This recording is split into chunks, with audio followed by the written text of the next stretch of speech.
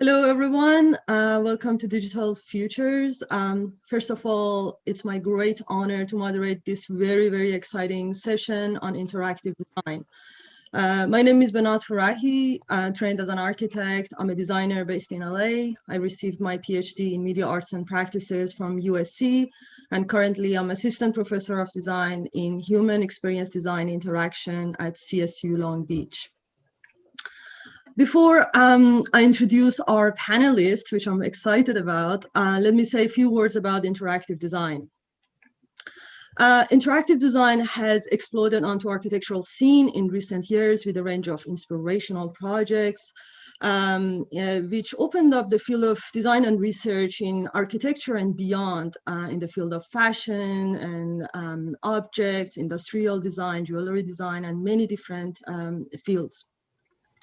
Also, in the light of this pandemic and experience of lockdown, we are experiencing a new relationship with our built environments. Our living rooms have become our office, our makerspace, our lecture halls, our conference room, and so on. So therefore, the notion of adaptation has become really, really central to how we experience spaces in the age of COVID.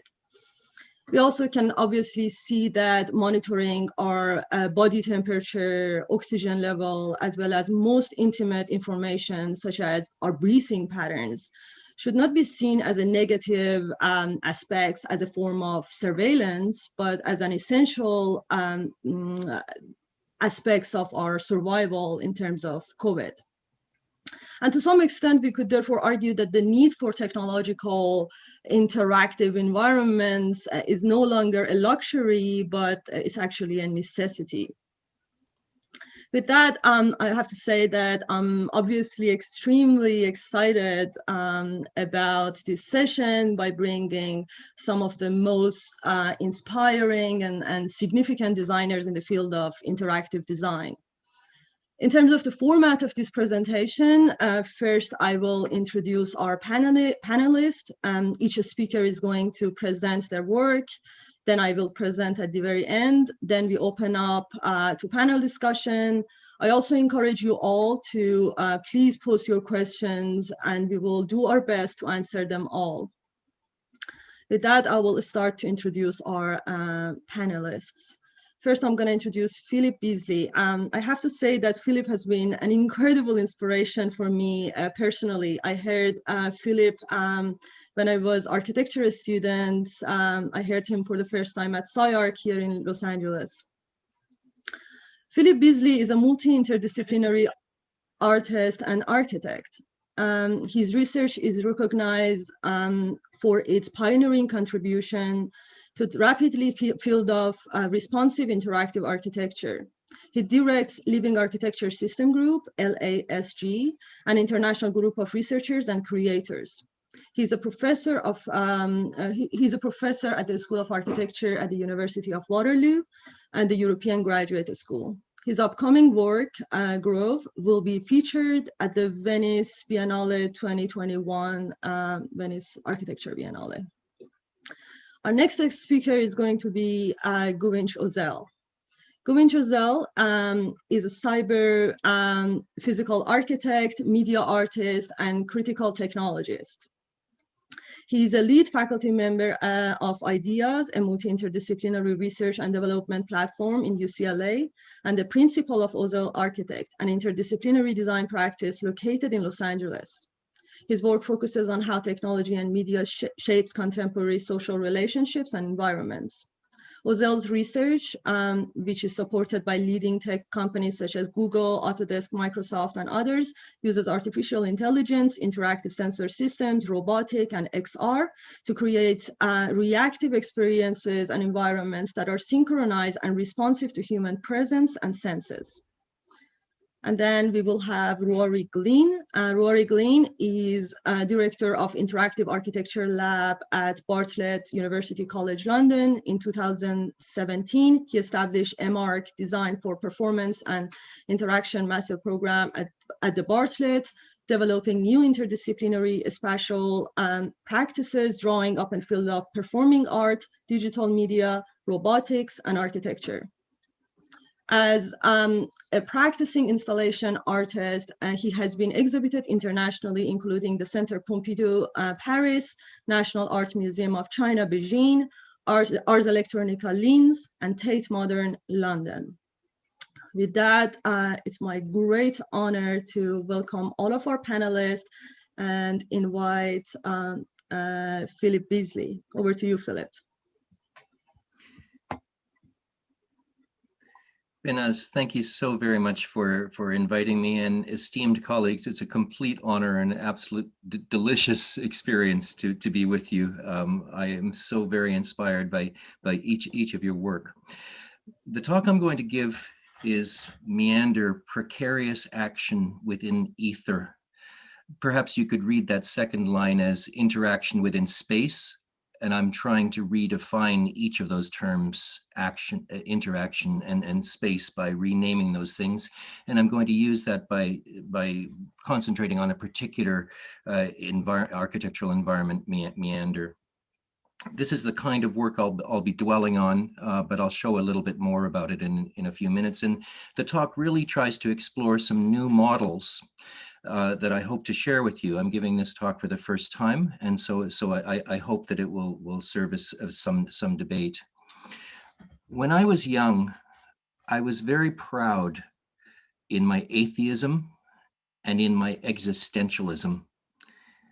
I was proud to be schooled about how space was empty, void, free, that God was absent, that somehow the void was a beautiful kind of freedom. The project that I grew up with, and I think much of the 20th century grew up with, was devoted to dismantling some qualities and somehow living with the kind of lovely, perhaps suffering, perhaps joyful sense of space being pure and free. And the kind of art that came out of this, for example, Alberto Giacometti's extraordinary walking figures, was almost corroded by space. I mean, a festival of isolation and of alienation, as if this is the fundamental kind of quality of agency itself. Architecture perhaps responded to that. My early architecture certainly did, by trying to make stripped stages where space was beautifully empty and the ground was stripped and solid, and so that freedom was the kind of objective. The kind of architecture that I was surrounded by when I was little is exemplified by Mies van der Rohe's lovely stripped stages for action. The idea that government and people and space might interfere with us and that our mission is to clear that away offers a kind of a faith which has a much longer tradition, I think, at least in canonical Western architecture, in the sense that the idea and the purity and the clarity which circumscribes the difficult business of being alive and being flesh and blood and feeling is one that has lived with us so very much that I think almost we take it for granted. The idea that, of course, let's say, rather than a swamp or a messy frill, something reductive like a sphere or a perfect package or a minimal design is better. Perhaps walls are better too. We need to be clear about things. We need to reduce. I want to suggest that this is also something ugly, something terribly irresponsible. And I want to do that by speaking about a very different kind of space, the space of evidence, of involvement. When I ask about what space is made of, I'm turned and given the large Bolshoi simulation, which is Bolshoi meaning grand, enormous, unthinkably large. All possible radio transmissions from the entire universe are modeled and simulated in this beautiful simulation. And what do we find when everything based on actual evidence is given us? Is it that kind of transcendental, pure world in which things are empty or perhaps reduced to a circle or a triangle? I won't apologize for my own reactions to this, in which I see tissues and cellular constructions and a lovely kind of involvement, the remarkable kind of presence that seems to exist at every scale of the world when we look at potential, when we look at relationships, suggests that we need a rather different name for space. Ether, perhaps, the word that Einstein used when he was coining his understanding of relativity, of the coupling of things. Something like ether, I think, can capture the extraordinary fullness of possibility that can give rise to a new kind of model for interaction and a conception for architecture. Materials, likewise, rather than focusing on purity and singularity, can be thought of as extraordinarily vital and full of potential. We're looking at the surface of the sun right now in this lovely, boiling, kind of constantly shifting sense, so utterly different than a pure kind of geometry that might circumscribe the world or that might organize this merely in one static state. The surface of the earth has changed from the kind of fundament that Vitruvius gave us into an unspeakably fragile sense. And it begs the question of what architecture and what our active responsive architecture can respond to. So my talk today is a rather hopeful, rather unapologetically optimistic one, in which there can certainly be solid and clear things, but also the sense of almost being deliciously tumbling and interacting and sharing in a chorusing, fulsome ether might be real and possible. Let me try to expand this just a little bit by showing some examples of work. First of all, in terms of the modeling that we can do. This is a model of quasi-geostrophic turbulence. I'm sorry that we're not here together because I'll ask you to say it with me, quasi-geostrophic turbulence. It's such a beautiful word. The sense of strophic meaning turning, geostrophic, the turning of the world, quasi-geostrophic turning meaning the undulating, stuttering state in which opposing huge forces are very, very nearly balanced, tipping just one way, just the other. Utterly different than a hurricane or a tsunami or a fearsome thing that erodes us. Instead, it's the quality of the time just at the very end of the sunny day when you're looking out over the ocean and the breeze tips just that way or just this way, and things move back and forth in a state of precarity, but precarity not in the sense of deep insecurity, but in the lovely sense of possibility in which things are very nearly balanced. We need some new language for this state. It's real. Instead of empty space, we can think about the Higgs field, the enormous kind of innovations that have come with understanding what the arising of matter is, and use this kind of word to speak about possibility, I believe. And this turns into very practical topologies for architecture. Instead of being obsessed with the kind of Vitruvian circumscription of our action, making a boundary, making things clear, boiling things down, reducing, polarizing, we could look at the topology of a manifold, of the many-armed, many-chambered, kind of inclusive amalgam. Imbrication, the idea of being interwoven. And that means that new paradigms for design can emerge rather than the efficiency and the reduction of a single geometry. We could look at the reduction of a snowflake instead of optimizing reaction, of seeking to make things deliberately fragile. The kind of lovely sense in which a paradigm for interaction can be the possibility of many, many different things happening, serving to expand the reaction face rather than to limit it with walls. And so this is really an essay that rejects walls and instead wishes to find thresholds and possibility. Let me show just a few projects rather quickly to show what I mean in practice. At the Biennale of Sydney, we tried to make a huge public forum which was deeply saturated with multitude of interwoven small microprocessors constantly passing signals from part to part to part to part, priming each one so that you could have the kind of experience of a pebble in a pond where there would be ripples out, ripples back, And there would be a sense of deep, deep conversation and exchange. Perhaps there would be a worry about these things being entangled or perhaps fragile and breaking, and yet with some rather canny design in which force shedding and multiple resilient joints are given, an extraordinary kind of toughness and a durability can be achieved with this deep involvement. In Meander, the project that I want to focus on today, that's extended quite a bit by looking very carefully at interactive systems together with deliberately precarious compliant jointing systems. The individual details that you see here rather dimly will burst into action as you can see the individual sensing in a conversation in which the action is not simply that of a tool doing our bidding, but rather rippling out, shivering, trembling, sending parcels all the way around the field.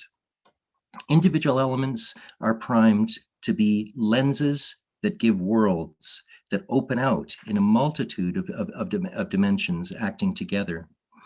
And the scaffolds that are needed to support this kind of architectural field are very deliberately put together out of individual clusters of material, each one of which is open in order to be able to be compliant, to shed its force, to share, and also to allow gentle dispositions of trembling and vibration to work in a sense of poise and reaction to each observer.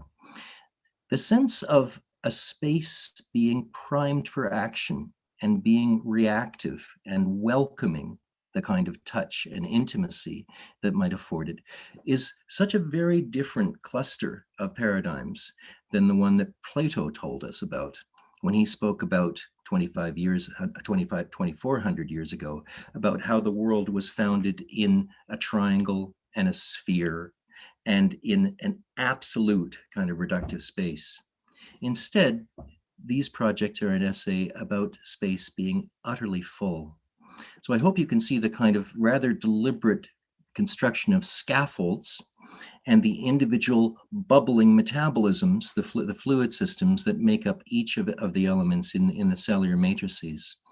This produces a disposition in which space and material is tremendously active, constantly in conversation with us. Some of the elements are very quiet, gently, almost glacially waiting for action. Some of them pass light through them. Some of them stir and just gently work in oceanic responses as well. The software that lies behind this work is trying to make a space which is unapologetically precarious by using multiple ordered geometries in which elements are primed, predisposed to bifurcate and to move, constantly shifting and opening.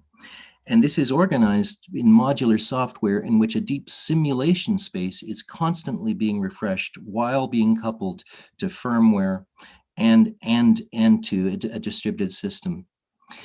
The multiple layers of this go considerably further than working with, say, purely emergent work or top-down work. Rather, it's the interchange constantly rolling back and forth at multiple scales, which produce the kind of resilient behavior that I'm trying to describe. I hope you'll be able to see something of what I'm describing in this image, in which on the laptop, the control laptop, you can see elements, beings projected in the virtual space that are much larger than the artifacts of architecture which are before us. What we see in the background is just the single cell. Here there are great virtual creatures which are moving in space, and they are influencing, as if there are winds and oceans and planets moving before us.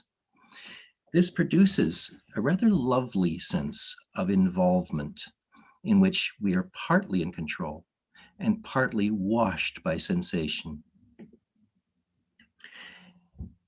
I want to emphasize that this is available as a public kind of architecture, in the sense that we might, if we were doing, say, a subway station or a canopy, be concerned to make the kind of deeply vitrified surfaces that might go into the design of a prison or perhaps the toughest kind of place.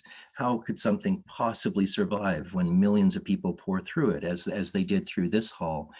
Santiago Calatrava's BCE place Galleria, where we made this canopy and chamber. The project managers were very worried about what we were doing. They thought it was going to be absolutely destroyed.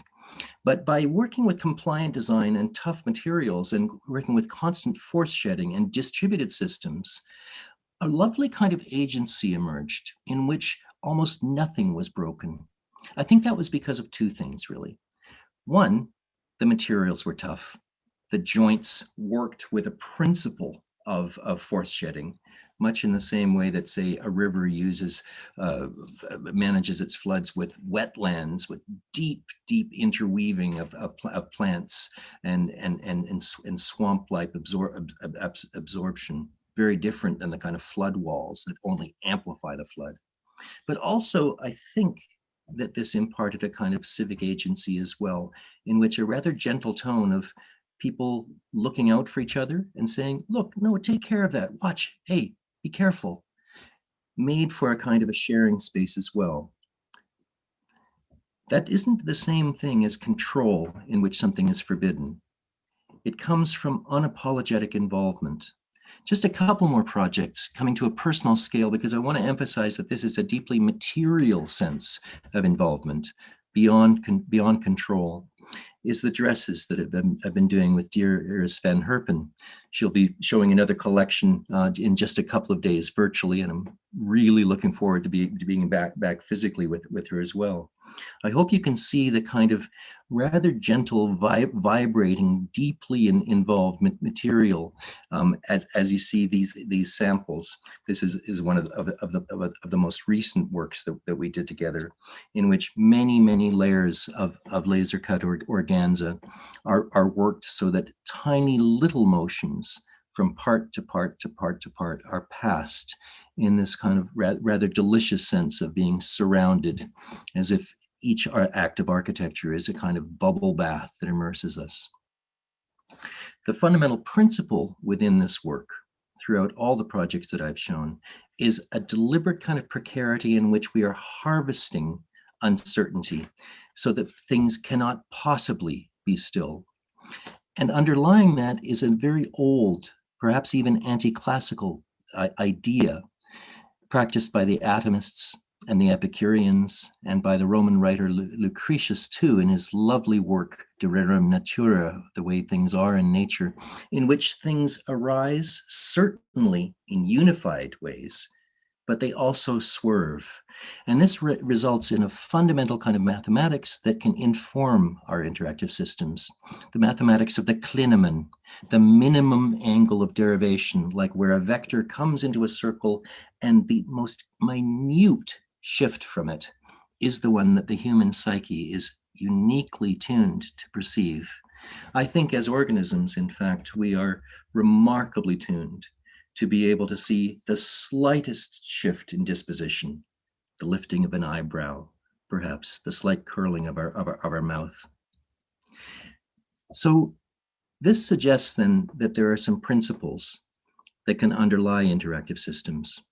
I've used a new term, quasi-geostrophic turbulence, and I've tried to describe a kind of an ideal, kind of a beautiful space in which spaces can be glacial, can be gentle. And in turn, I've tried to suggest that some paradigms from Vitruvius, Roman paradigms and Greek paradigms, such as permanence and use and beauty, that old triad, can be replaced by the paradigms of life itself, or the minimum ingredients of life, scaffolds and information and metabolism. And that results then in a sense that architecture can offer something derived from life itself, the sense of a continually refreshing homeostasis in which multiple different systems continually refresh each other in open, unstable ways. Let me quickly sum up. I've tried to talk about a kind of an agency in which people and space are deeply interwoven and are in a constant exchange, space which is full.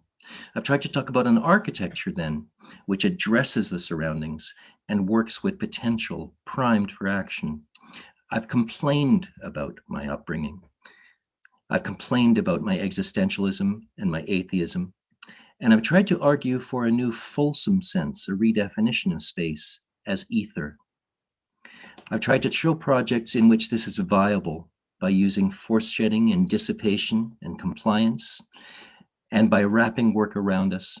And I've tried to replace some paradigms, preceding paradigms for architecture, with those drawn from living systems itself.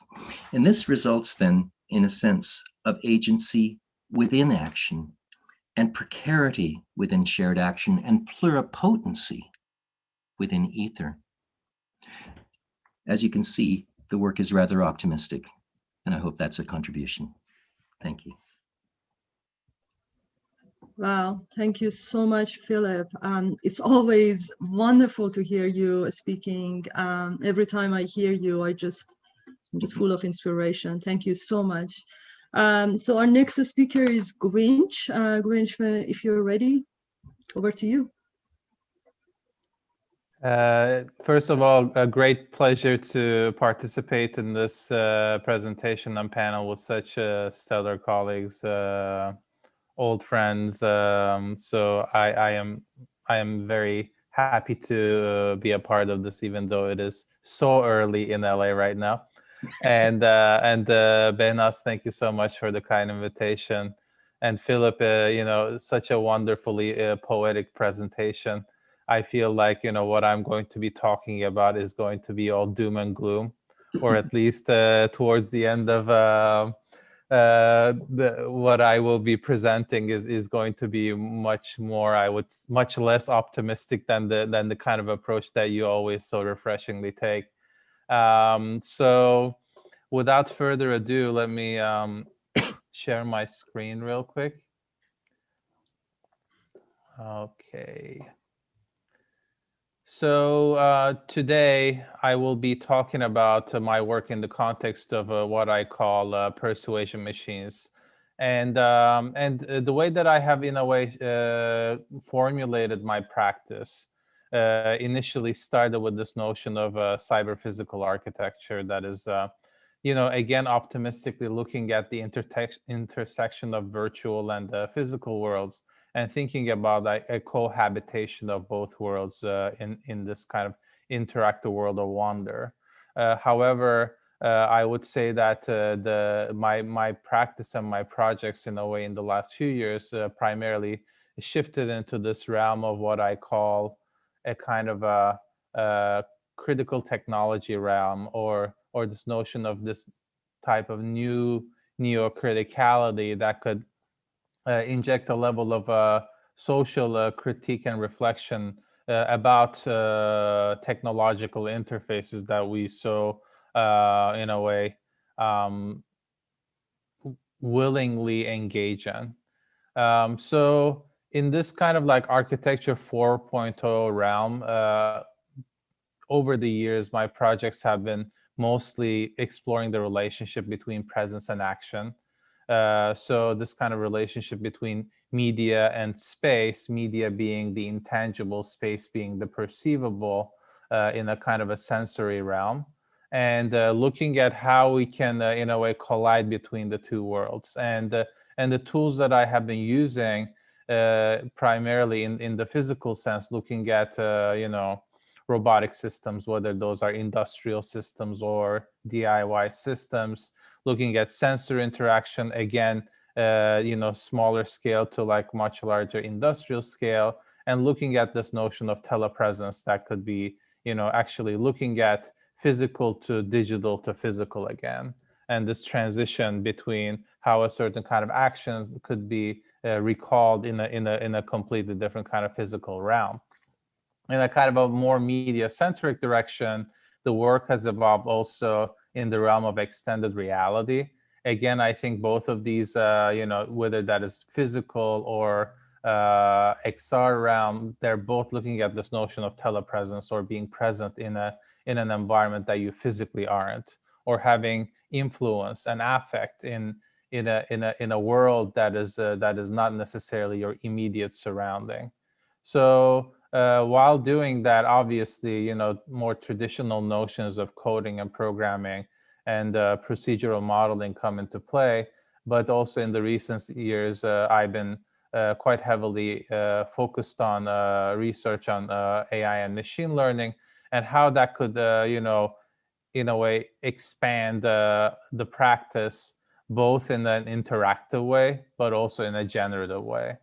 And what I mean by generative is looking at the kind of the formal proliferation of different systems that is less reliant on the kind of like the subjectivity of the designer, but passing along more agency into kind of a more code-centric realm that would allow for non-human systems to, in a way, creatively engage with particular approaches of aesthetic manifestations. So, you know, in the lab at UCLA, you know, the work revolved around the digital fabrication in the beginning, but then after, like, you know, lately we have developed these kind of real-time interaction systems that allow us to control our robots from extended reality hardware. And that really kind of like opened up a lot of possibilities for us, and really kind of prototype large-scale interactive architectural simulations that are not just stuck in the computer. And they actually allow us to attach large-scale architectural panels to our robots, and you know, think about the robots as these kind of virtual gaming agents that are fully interactive with any kind of a software or hardware interface. And looking at, you know, the work that has come out of the lab, you know, obviously it shares a lot of like affinity with two of my like amazing colleagues that are showing work today. Kind of like small scale robotic interfaces that work with sensors, ranging from like more media interfaces that are controlling projections through sensors, into actual physical transformation of elements in the scale of small to large scale architectural systems. And this is, you know, the work that my students have been generating over the years at UCLA. And more lately, like the research has been more in the realm of mixed reality, and looking at, again, the relationship between extended reality and media, and how we can, in a way, engage with the virtual realm, particularly in the world of VR. But then what happens in VR is also accessible to people that are not directly involved or immersed in that virtual realm. So, you know, again, talking about the application of machine learning in a generative way, what we have done is to look at this notion of sampling aesthetic influences into building systems, and using machine learning as a way to, in a way, sample different cultural influences, so that we can have direct formal approaches that affect architectural envelope systems.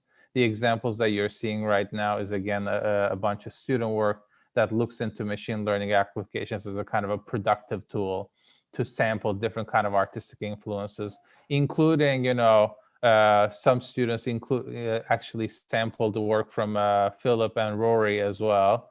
You know, just taking the image of the work and allowing machine learning to infiltrate the facade system very directly.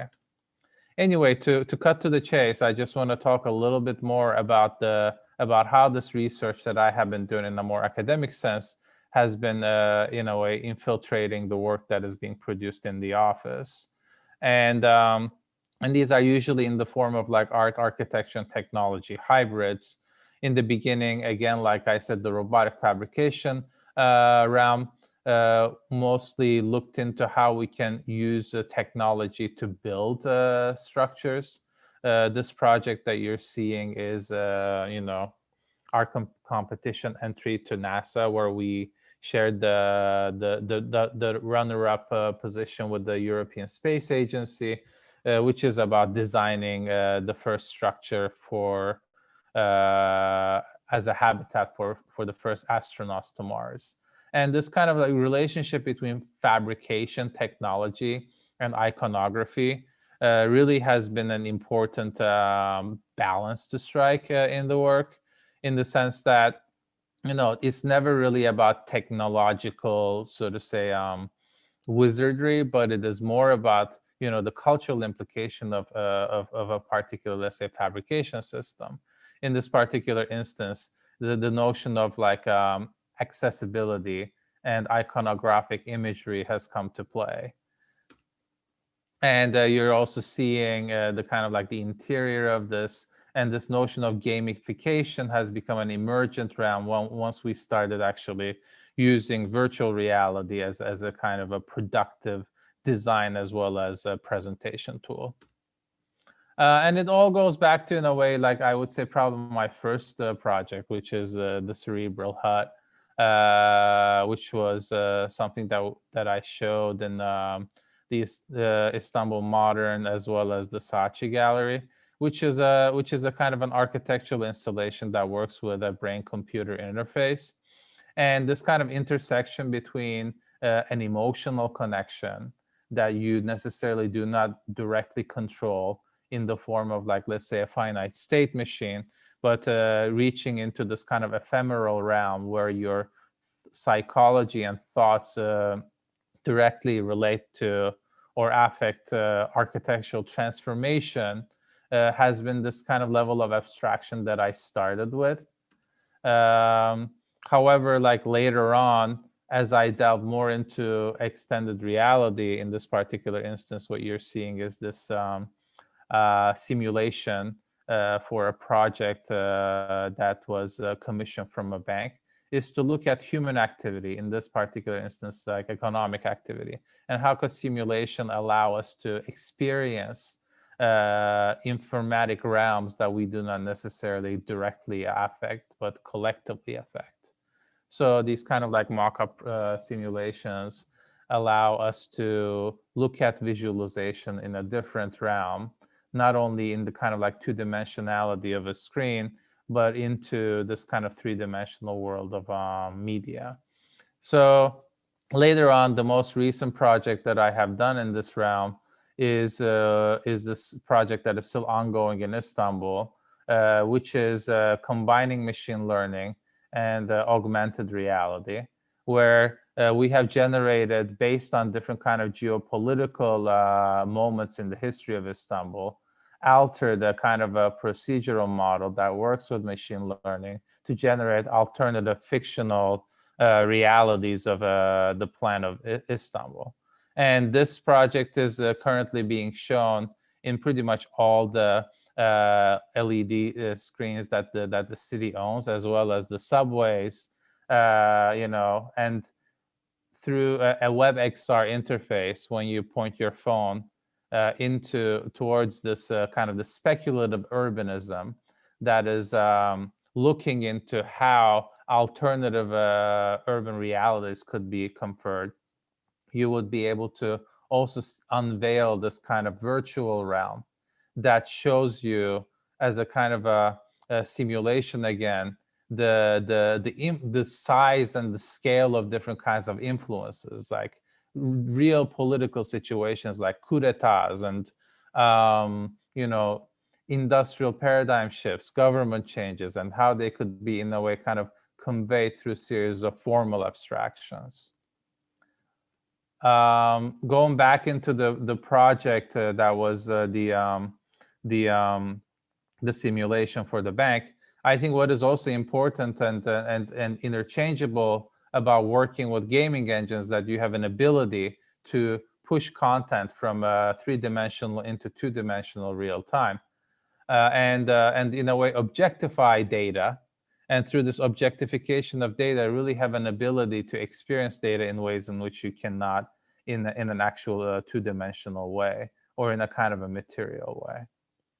And how it involves the structures more in the scale of larger architectural interventions. This was supposed to be our project that we were going to be building last summer at Burning Man. Obviously, the realities of the world has changed those plans, but this kind of like temporary architecture paired with media, is really something that is happening in the realm of experiment. And I think the public engagement in these works have a very wide spectrum, meaning it could be a traditional architectural engagement that is fulfilling particular public functions, but it could be an engagement that is in the world of media that is about aggregation of data and then that data being in a way transformed into a kind of an experiential realm. So if the first set of projects were in a way categorically fixed into a more neutral realm, I think the next few projects are looking into how we can, in a way, kind of politicize this realm of technological interaction. I would say the first project that, in a way, that triggered that is Cypher from a couple years ago, which is an interactive robot that allows you to travel between the worlds of sculpture and architecture.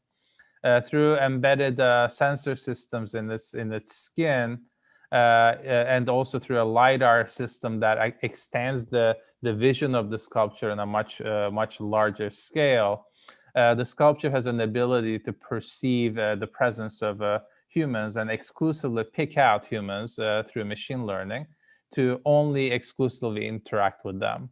And there are different levels of intimacy to that interaction. But I think what is more interesting to me about this particular approach is about this notion of in-betweenness, or I would say the kind of the queerness of space, in the sense that it is this undefined realm. It is neither male nor female. It is neither real nor virtual. It is, in a way, kind of like traveling in these realms simultaneously and allowing for a spectrum of experiences to happen depending on your level of intimacy to this object. And what I mean by that is that, if you look at the section of the sculpture, what you will see is that once you put the tethered headset, that is a part of the sculpture, you can have simultaneous experiences of sculpture versus architecture, since the VR simulation that you see in the headset teleports you inside the physical sculpture, and also radically alters your view. What I find very interesting about putting on a VR headset is that it allows you to, in a way, cut off yourself from the world in ways in which you start to lose your sense of social worries and what have you. But then also you become a part of a spectacle.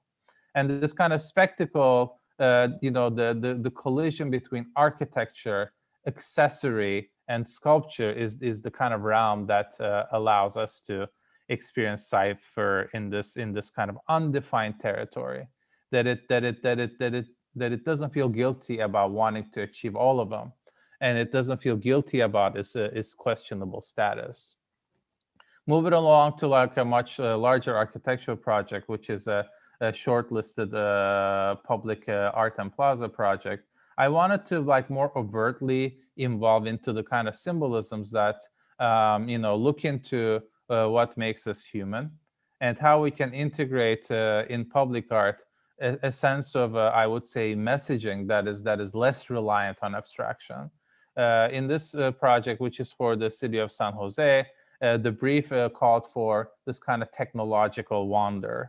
And the way that we approach this is to create this robotic sculpture that aggregates data about its surroundings, and then synchronizes the motion of the sculpture according to things like weather patterns and presence of people in the plaza, but also creates a series of manifestations, and these manifestations happen in the scale of the expression, the formal expression. The two loops, large carbon fiber loops, in a way are formulated based on the silhouette of the human chromosome. And the plaza design, in a way, marks in a way that Stonehenge marks the technology of that time, marks our technological achievement. And in the 21st century, our first great technological achievement is the Human Genome Project. And what I find fascinating about the Human Genome Project is that it, in a way, closes up arguments that have lasted for centuries about race, is that there's only one human race.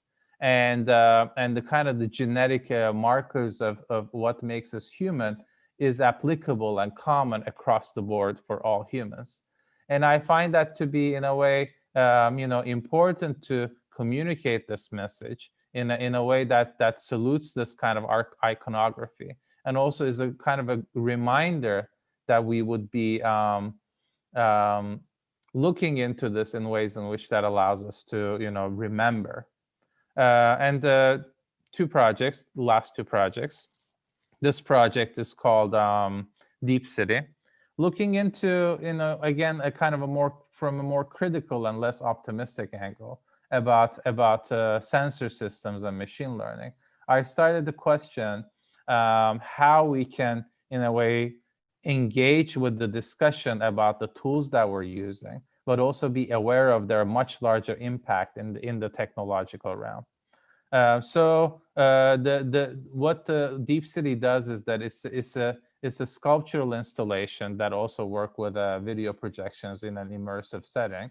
And the projection content that you're seeing right now is based on surveillance footage of 4 major European world cities that have completely different types of urbanistic constitutions.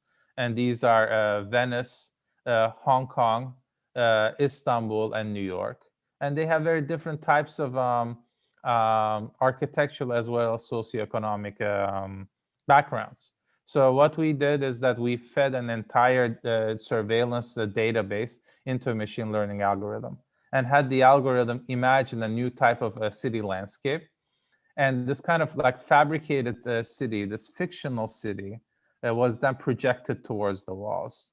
And the sculptural object, in a way, through these concave, convex, and flat reflections, allows the audience to be sandwiched between the object and the projection, meaning the object being the body of the kind of robotic and algorithmic surveillance system, and the projection being the kind of like the imagination of it. So through this kind of like formal and technological setup, you're seeing your own reflection in this kind of a mesmerizing system of seduction, in the sense that you're constantly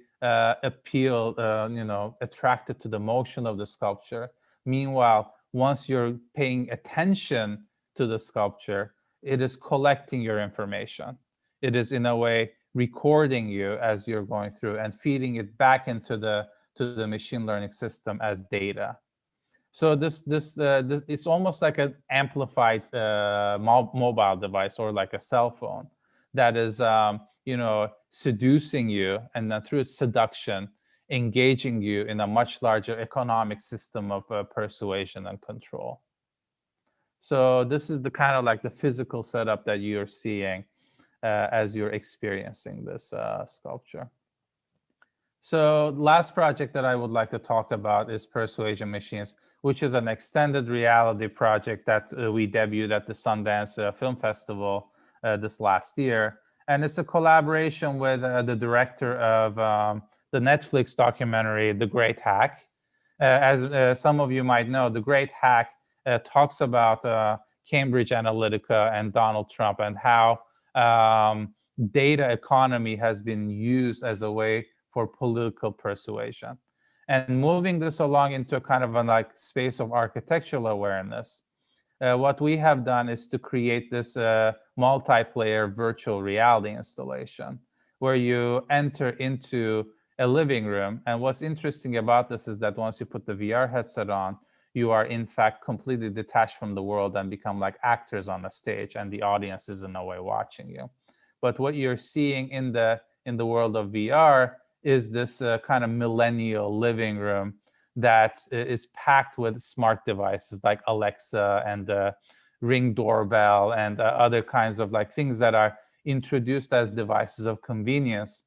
But as you interact with them, they start visualizing your data, and they start manifesting to you what they are doing with your data. And then the interaction reveals particular portals that you physically step into.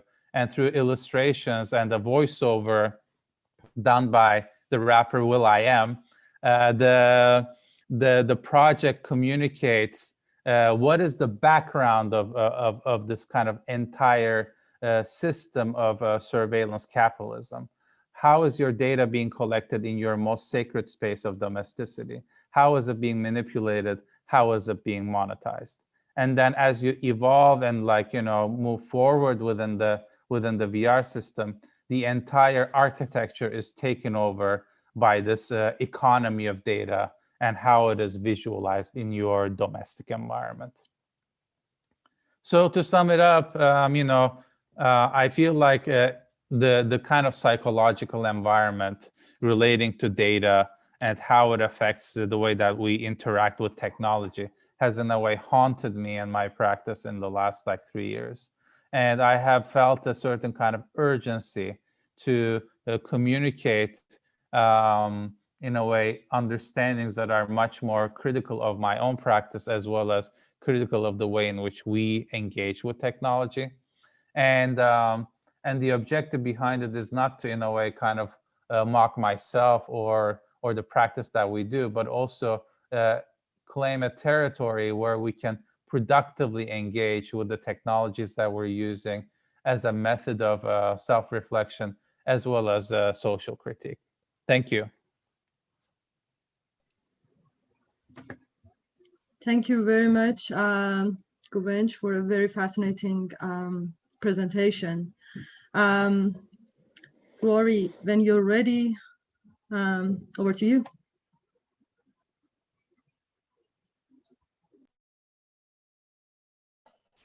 All right, can you guys hear me all right? Hopefully we'll also have sound. We'll see in a second. But hi, I'm Rory Glynn. I'm based in London at the Bartlett School of Architecture. I'm the director of the Interactive Architecture Lab. And I'm just going to show you a little bit of the work that we do, a very wide variety, working at different scales. We have master's students. I'm going to shamelessly use this opportunity to promote the master's program that we have at the Bartlett. If you'll forgive me. But we also have PhD researchers, a bunch of staff from a very wide variety of backgrounds, not just architects, but also performance artists, computer scientists, roboticists, and others. And the lab is very much a transdisciplinary design space, but based within the School of Architecture. And I'm just going to share with you a little bit of where it came from, which effectively it comes from, there's a long lineage. I couldn't tell you the whole history today about a history of developing notions of interactivity around architecture in the schools of architecture in London at the Architectural Association and at Bartlett that goes back to the 1950s. I'm very much just taking the baton on from various generations before me, and I'm now responsible for leading the program, the master's program that we have at the Bartlett and a research lab there. But I will talk a little bit, if we get a chance to, about that later. I think the main thing I wanted to share with you were a few ideas. So one of them is really just sharing my personal, you call it obsession, childish obsession with making things that move. And I always had an interest in mechanical objects. And then a fascination that I developed through my education in architecture school around ideas of adaptation as a route towards true forms of interaction and away from master-slave models that are predominant in technology, I believe, still to this day. And I want to talk a little bit about things that emerged in that inquiry that deal with the aesthetics of animacy or liveliness.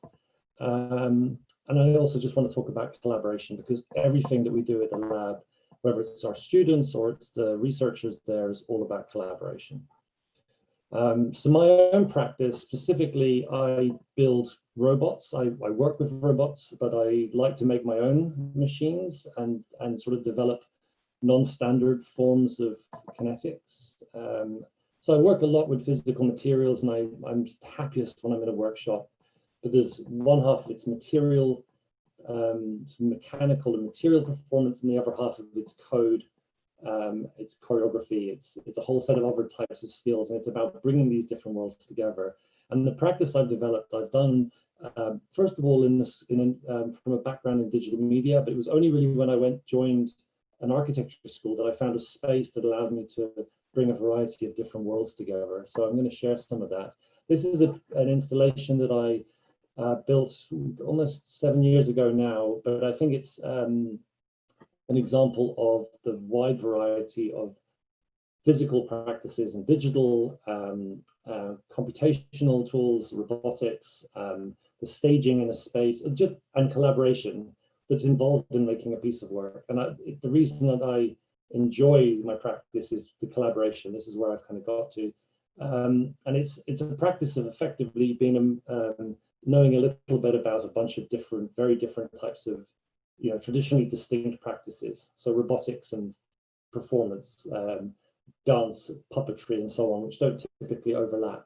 My father was a carpenter, and a lot of what I've learned in my early years was about how to fix things and hang things, but all of those have kind of come together to create pieces of work like this that are sculptural, they're kinetic, they invite people into interaction, and have narrative ambitions, and are about creating memorable experiences that last with people.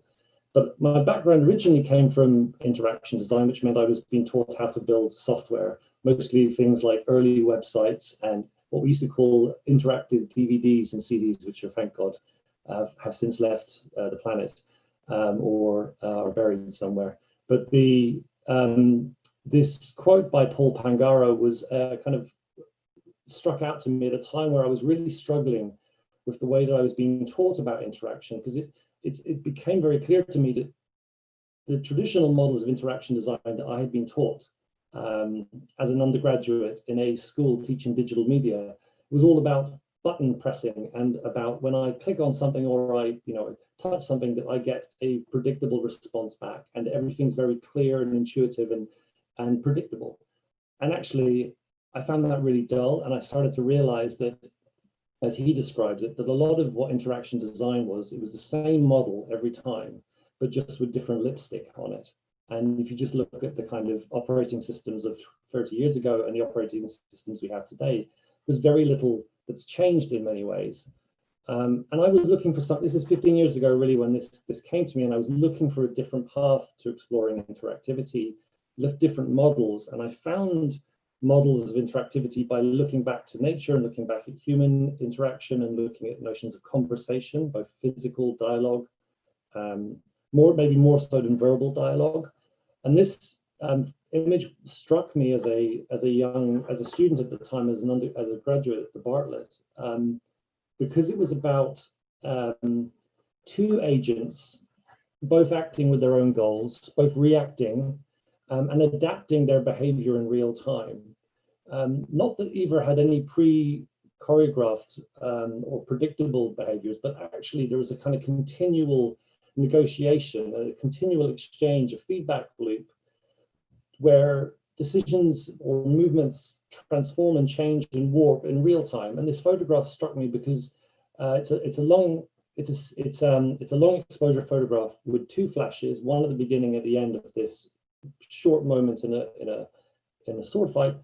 But the foils themselves had a light source on the end of them, which meant you could track the movement of the foils in that long exposure.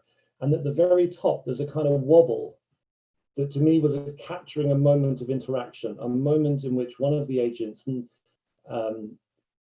changed their movement in response to the other and adapted and learnt, and perhaps, and at the same time, perhaps the other participant was also adapting, and so that was also influencing that wobble of light. And that for me was much more interesting and unpredictable and playful and real time. And those are qualities that I became very interested in trying to manifest in the things I was building. So one of the areas that I think is really, really interesting is in robotics, in the development of machines that develop their own behaviors, particularly through their own physical interaction with the world. So these are, this is Starfish by Hod Lipson and his researchers. This is effectively a starfish that, rather than the roboticist programming the robot how to move, like 1 foot first, 2nd foot move, instead, actually, the machine starts to self-model itself by shifting its weight around and develops an understanding of its own physiology, and then develops its own patterns or its own choreography of movement. And actually the physical model moves in a really, I think, beautiful way and surprising way, and perhaps a way in which a roboticist may not have immediately thought to do. So the surprise and the potential for the machine to perform in unexpected ways was attractive to me. But the second feature of this, and the other really interesting component of this research, was that actually, if that robot was to have one of its legs pulled off, or a bit of one of its legs pulled off, that the actual machine would remodel or would begin to remodel itself and develop a new strategy for locomotion. So it starts to develop this kind of hobbling crutch with its broken limb, but actually it develops a really interesting unexpected behavior, and that the physical model, when it moves, I think is really quite wonderful and quite amazing, and kind of sad, and it's tragic. But I was fascinated by this as a student at the time, the potential to build machines that would surprise me. And so my master's project 15 years ago now at the Bartlett was performative ecologies. And I must say, this was before robots really were kind of gracing the halls of most leading world architecture schools now. And it was quite a primitive set of machines. It was 4 of these creatures that were suspended in a gallery space that would turn towards people and start to perform these little random dances with these illuminated tails that they have. And each performance was generated by a string of 1 and 0s. And the most successful performances, which is measured basically by facial recognition. So if people watch the performance, if they stay entertained, the machine goes, that's useful, we're going to keep that. And if it performs maybe an uninteresting movement, maybe it leaves its lights off and it barely moves, that if that's not successful at gaining attention, it throws away that behavior. So this is basically Darwinian evolution in a series of machines that are all competing for the attention of the audience in the gallery. And when people leave, they would then turn and perform to each other and learn and share information. So they were competitive, but they were also collaborative. And this was kind of my entry into the world of robotics, and trying to find other kinds of models of interaction that were more satisfying to me. I got to install it in a number of places, but one of them was in Brazil, and it got installed for 3 months, and I was able to leave the gallery at the beginning when the robots were first turned on and they're moving around quite randomly and looking around for attention. And I was able to come back for 3 months and genuinely be excited to see how these machines had evolved their behavior over that time. And that again is a sort of other feature of this adaptive approach to robotics, and thinking about spaces of interaction, to imagine spaces that are changing and are, each time you visit them, are a little bit different, or that they might grow and adapt in different ways.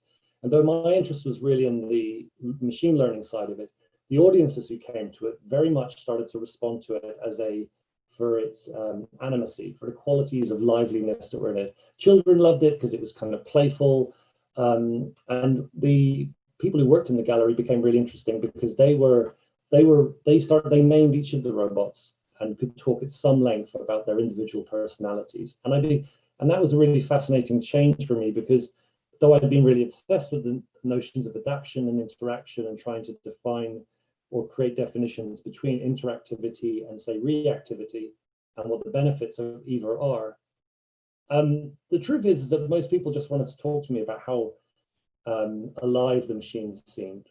And I felt like that was an interesting other reading of the work that I wanted to explore, and I did so through a PhD. And it brought me on a long journey of meeting a lot of people from different backgrounds. This is Ronnie Ledru, the founder of the London School of Puppetry, who is a very traditional marionette artist, and I was building robots, and we were talking for many years about it. And I was working with people like Stephen Mottram, who's a puppeteer who works with principles of perceptual psychology, and I just want to share a little bit of his work because I really love it, and where he's just playing with the idea that the human mind can fill blanks when it's got limited visual cues. So I think we're probably all watching an ice skater here, and it all comes from 5 ping pong balls.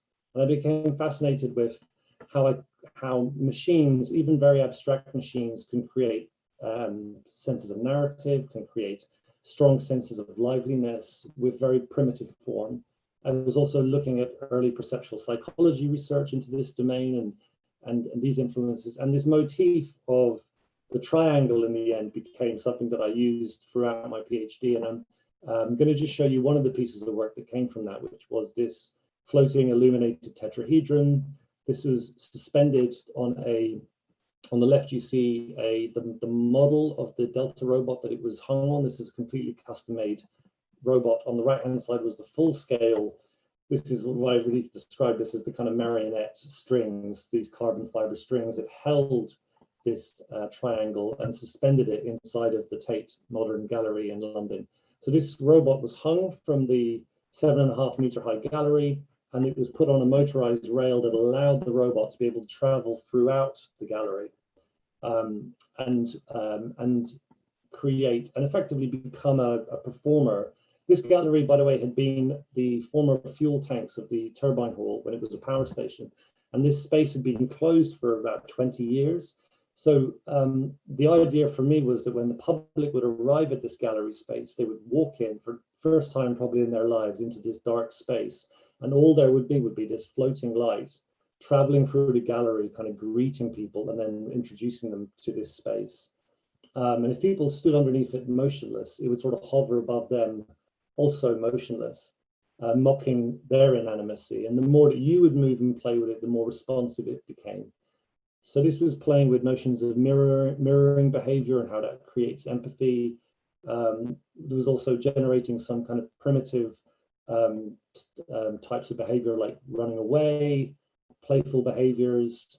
And this photo is my favorite because for me, it's a sign of success in the project, because it's this child being lifted up by their parent to reach out and make contact.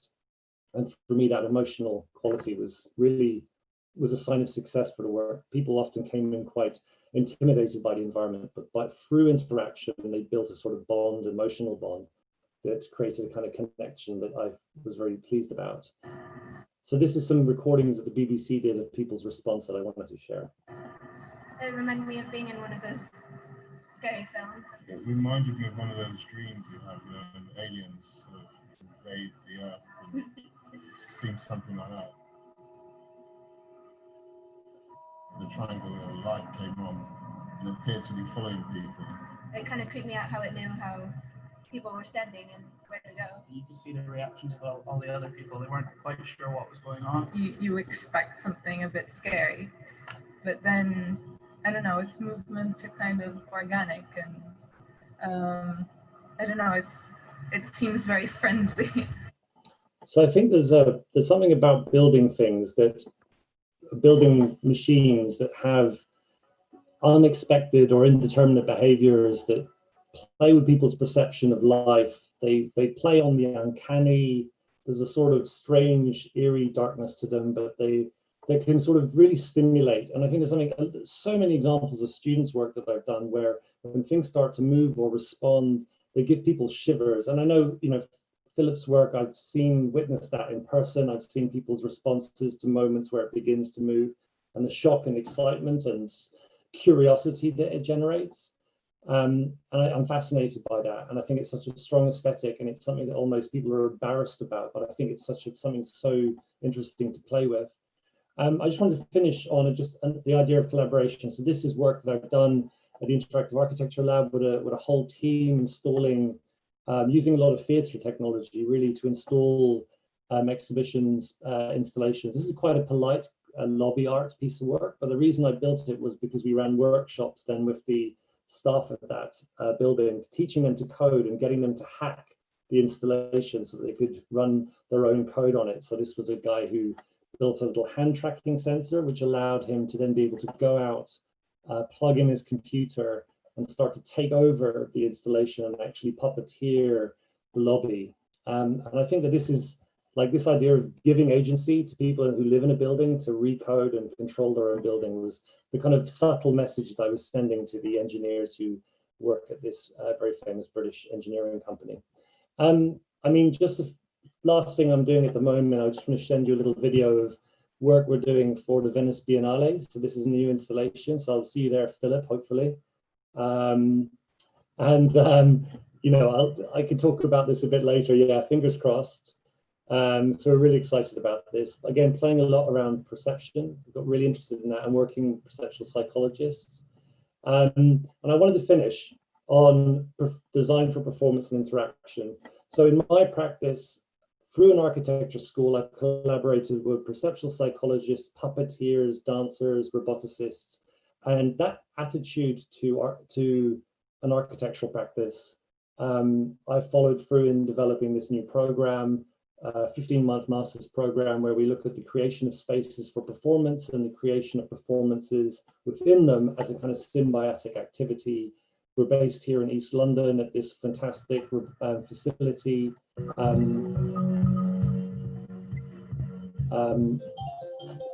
Brand new auditoriums, robotics facilities, and so on, where we're able to bring robotics, fabrication, performance, and experimentation in environmental control, all of these things together in a really, in so many exciting new ways. And I hope some of you guys get to come and visit us.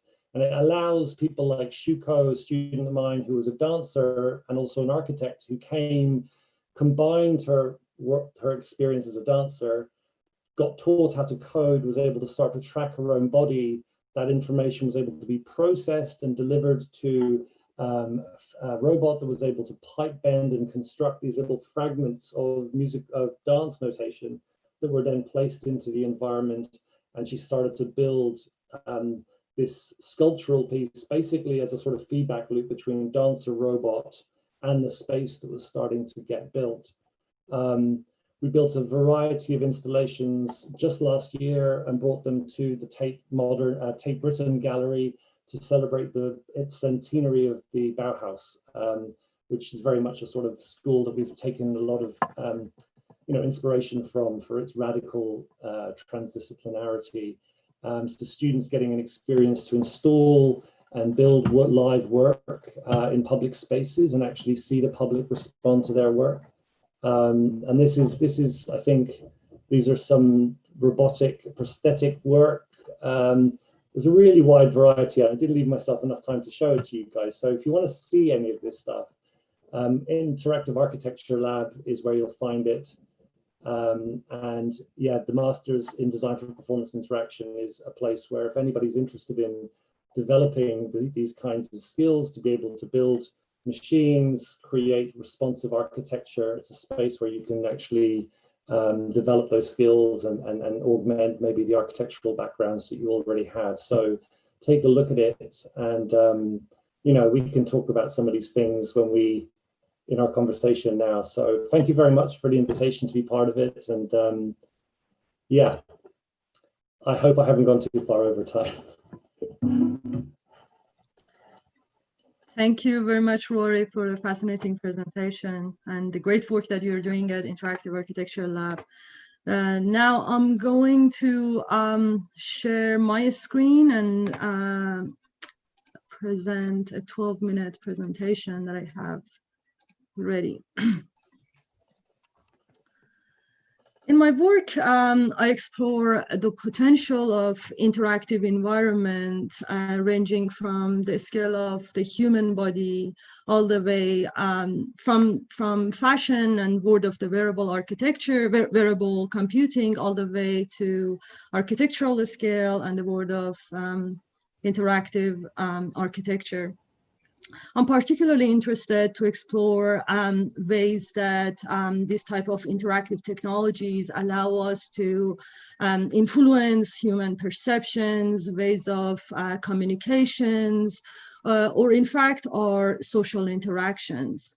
And I have explored this through a series of prototypes, interventions, that they're mostly inspired from things from nature, either in terms of their forms or their morphology, which is absolutely fascinating to see, but also in terms of their intelligence in responding to both internal as well as external stimuli.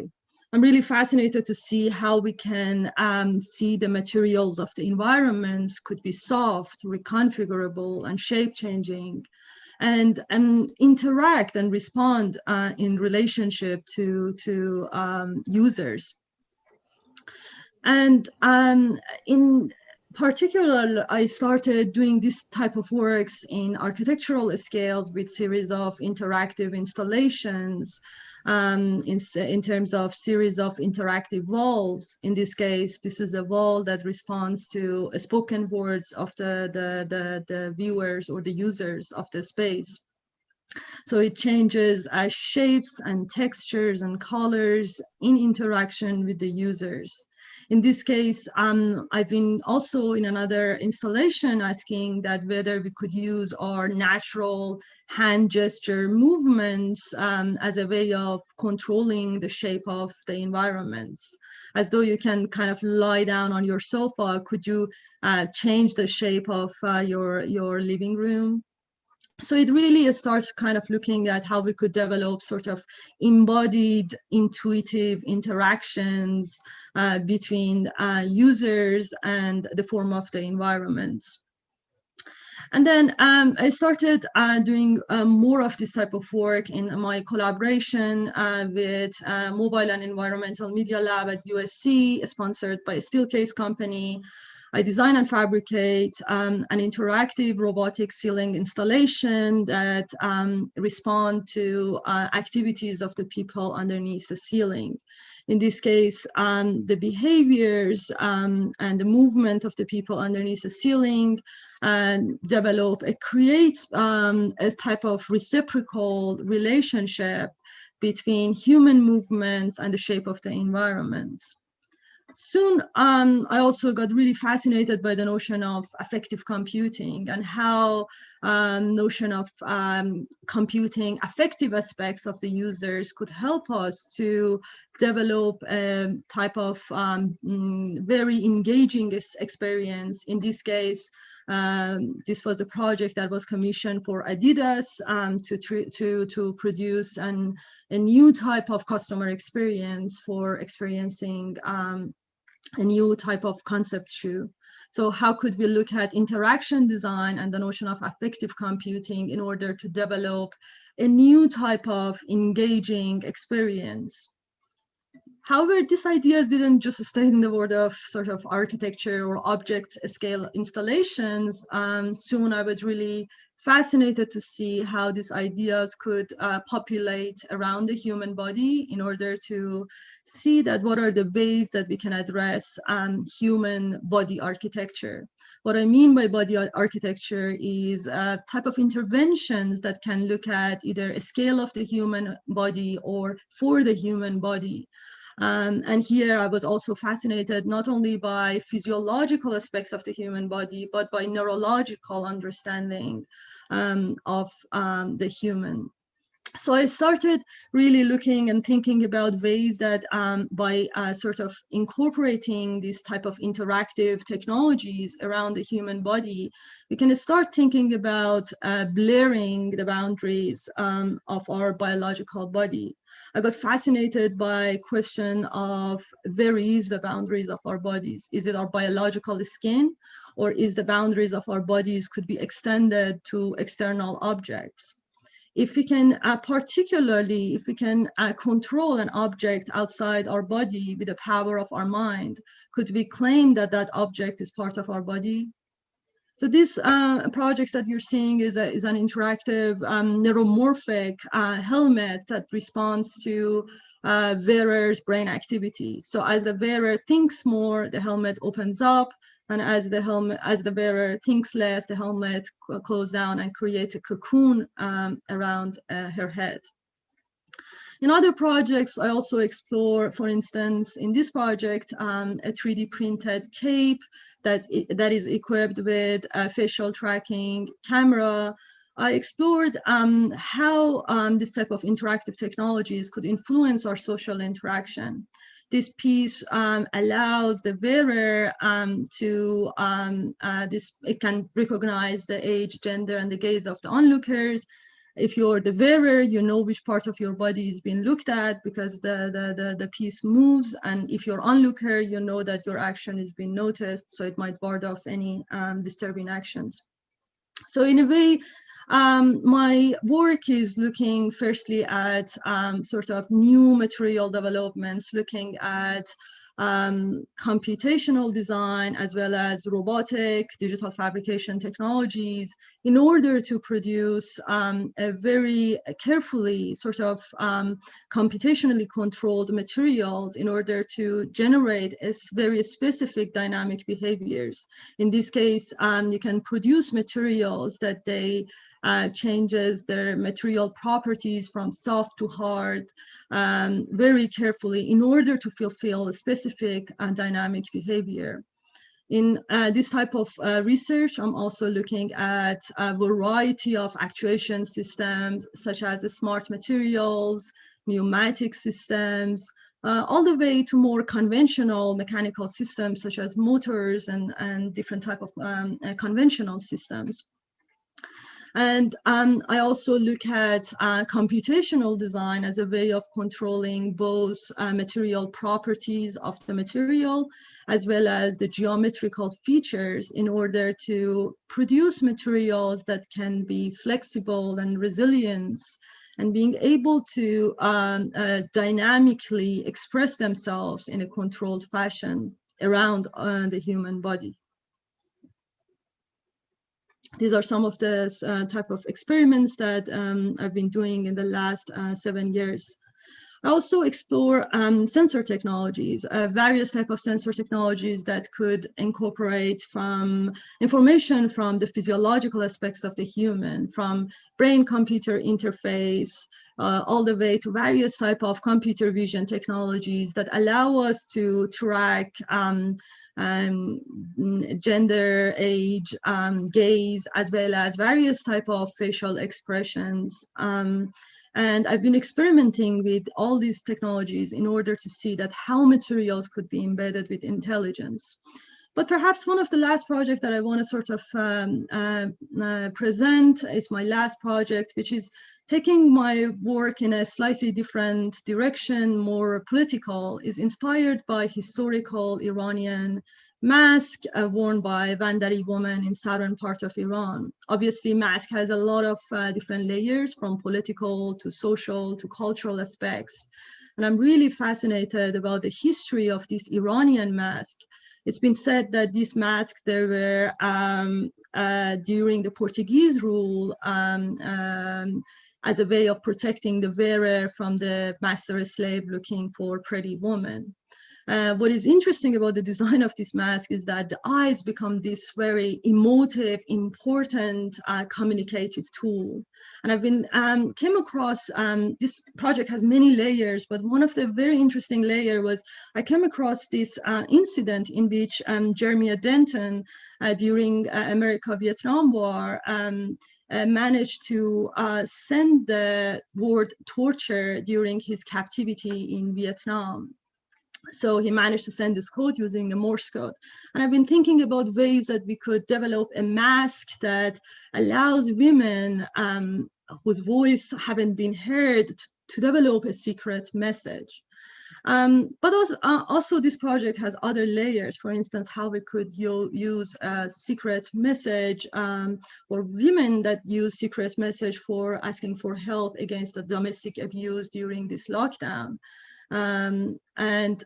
This was another aspect that really inspired. And thirdly was the Facebook artificial intelligence lab that they were trying to have robots to develop their own language for negotiation, but somehow they started to sort of deviate from that and develop a type of language that scientists felt that they have to stop the experiments and intervene with the code. What is interesting, obviously, here is also the fact that, well, knowledge is power, and if you don't understand that knowledge, it might unnerve those that they wanna maintain the authority. So during development of this project was really about developing a language that it was using AI system that it was trained based on the article by feminist theorist Gayatri Spivak, Can the Subaltern Speak? Which really questioned that how we can give voice to those that their voice haven't been heard under colonial oppression. And so this mask develop a message, and every time they send it to the next mask, and the other mask respond to using the Bluetooth communication, they communicate with one another.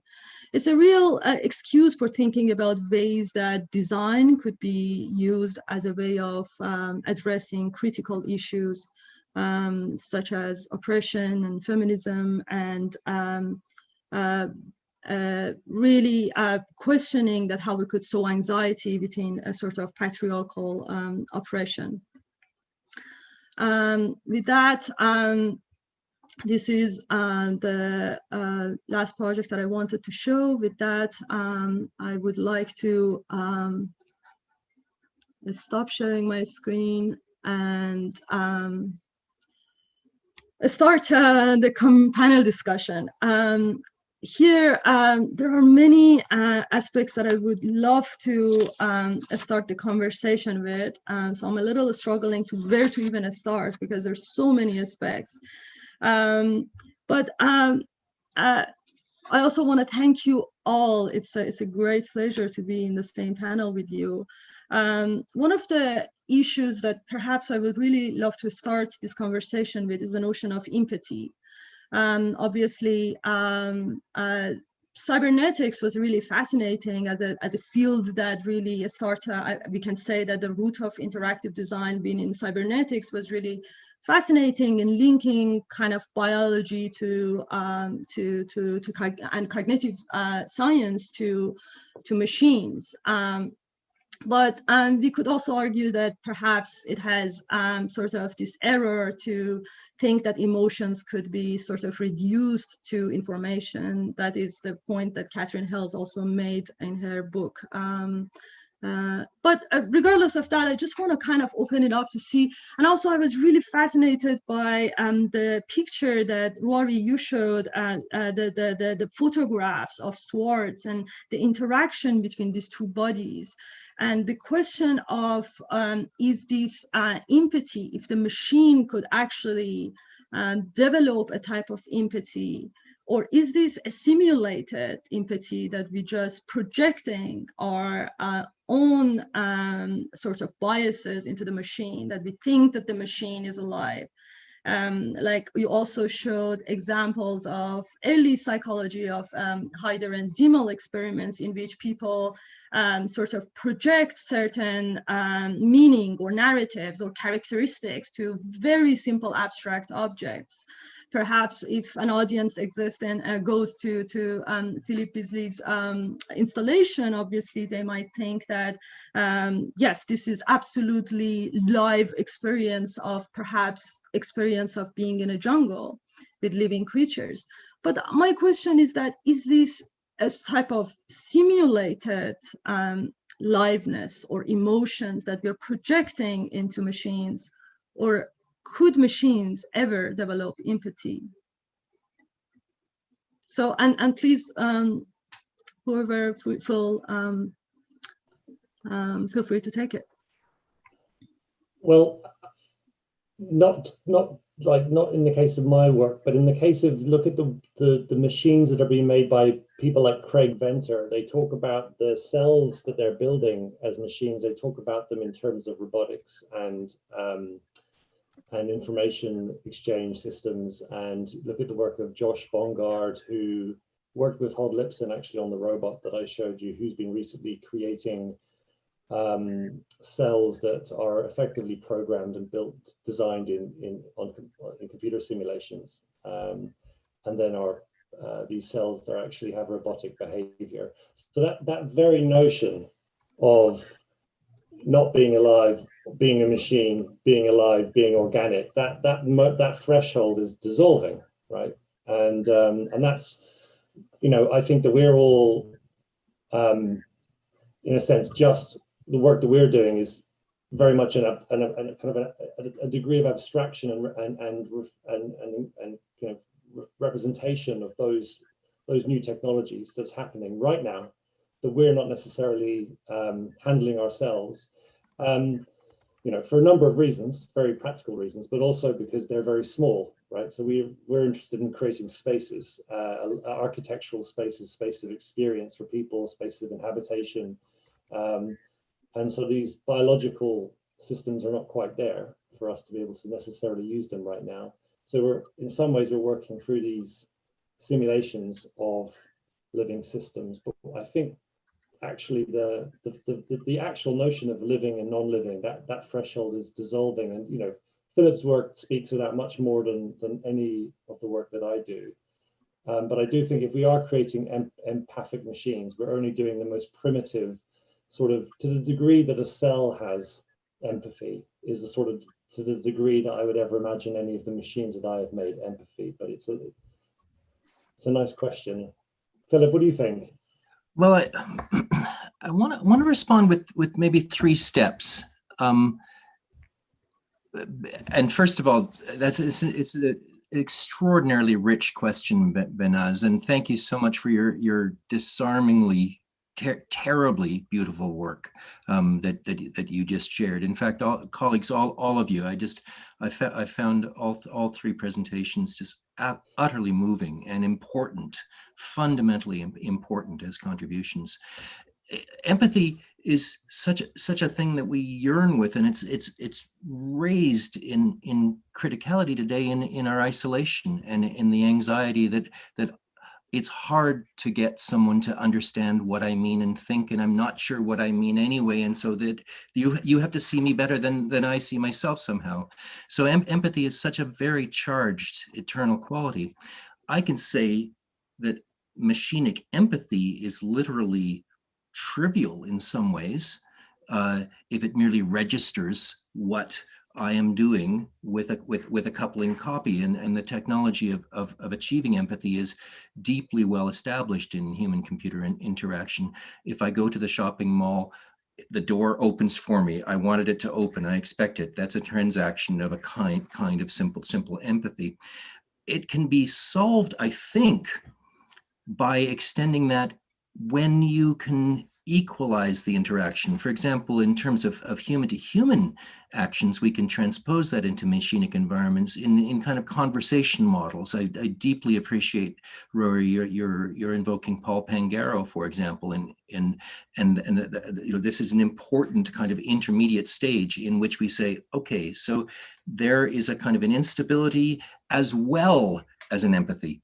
In other words, that it's not simply doubling or mirroring, but also you want to somehow have insight, which means that it's shifting and revealing something that has resistance, perhaps the opposite of entropy, or perhaps at least machinic curiosity, in which something new is also rewarded and sought.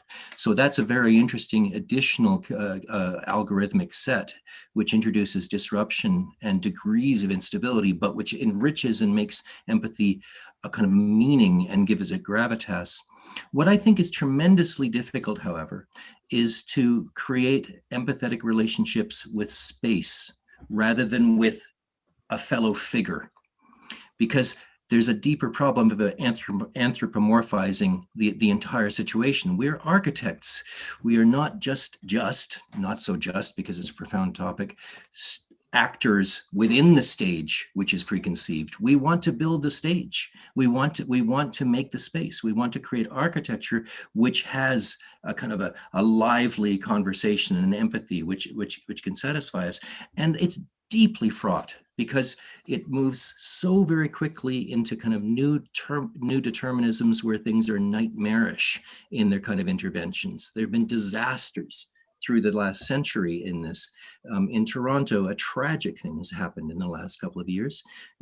Sidewalk labs, the laboratory of the waterfront of Toronto, where billions and billions of dollars and thousands of people were going to experiment with a new sentient city waterfront. An incredible opportunity to learn, instead collapsed into the kind of dystopic argument of surveillance and paranoia, and it's been withdrawn completely. It's been canceled.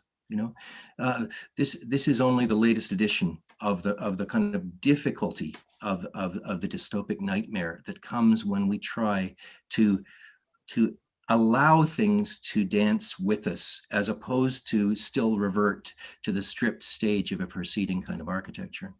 But I want to say that the British cybernetic movement, and again, Rory, you are offering us something valuable there in your rather modest way of invoking the tradition of those that came before you, is valuable. I love, for example, Gordon Pask's model of empathy, in which his controls in his first machines included things like oblivescence, this lovely twisting knob in the Musicolor project, I believe, in which something was deliberately obstinate and didn't want to learn. So, as you know, going rather beyond the sense of optimizing the machinic environment so it can follow so it can act in eugenics and sort and become as strong as possible. Instead, the introduction of irony and self-consciousness and hesitation and overarching all of that ambivalence, in which things are actually, I can't tell which way to go. So which way shall I go? And I will stay in the space of maybe hesitation, seems to me to be a key. And I would love to dwell in both algorithmic sets to pursue ambivalence and in material kind of armatures, which could offer that in order to solve that question. In order to avoid going into just another B.F. Skinner rat maze of problems in trying with best intentions to answer, Behnaz, your lovely provocation. Thank you, Philip. This was fascinating. I think, though, thinking about the question of conversation and conversation theory in the context of cybernetics, also, I want to kind of refer to that. It's really interesting. I've been thinking about how we are developing a conversation. I propose a question and you all kind of respond to it, and something emerge out of this interaction that we are not anticipating where we are exactly going with this conversation. We are sort of kind of provoking something, and something might actually emerge out of this interaction. This is really, really fascinating for me. And I think, I guess what I want to kind of move toward is like, could we actually talk with architecture? Could we talk with the built environment in a similar way and let this type of emergent qualities to emerge? And here I don't necessarily mean human to human interaction. It can be human to a pet. Our relationship with our pet is also a source of inspiration. Something emerge out of that interaction, which is very unique to that specific relationship. I mean, I think this, in a way, to me, relates to your question, the first question, which is about empathy, right? I think in one way, the notion of empathy is about imagining yourself in somebody else's place.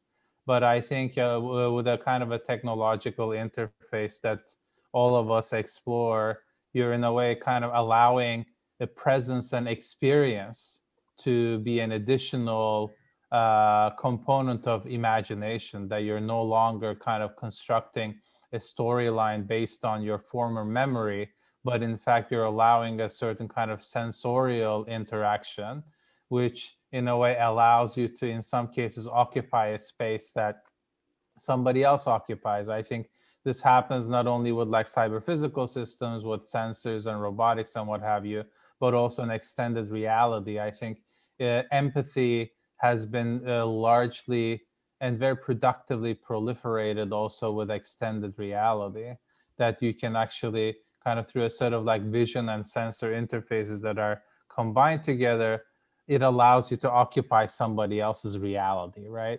Or a reality that you're not currently physically present in. And I find that to be a very interesting and productive notion. And I think a lot of robotic interfaces also allow for that to happen.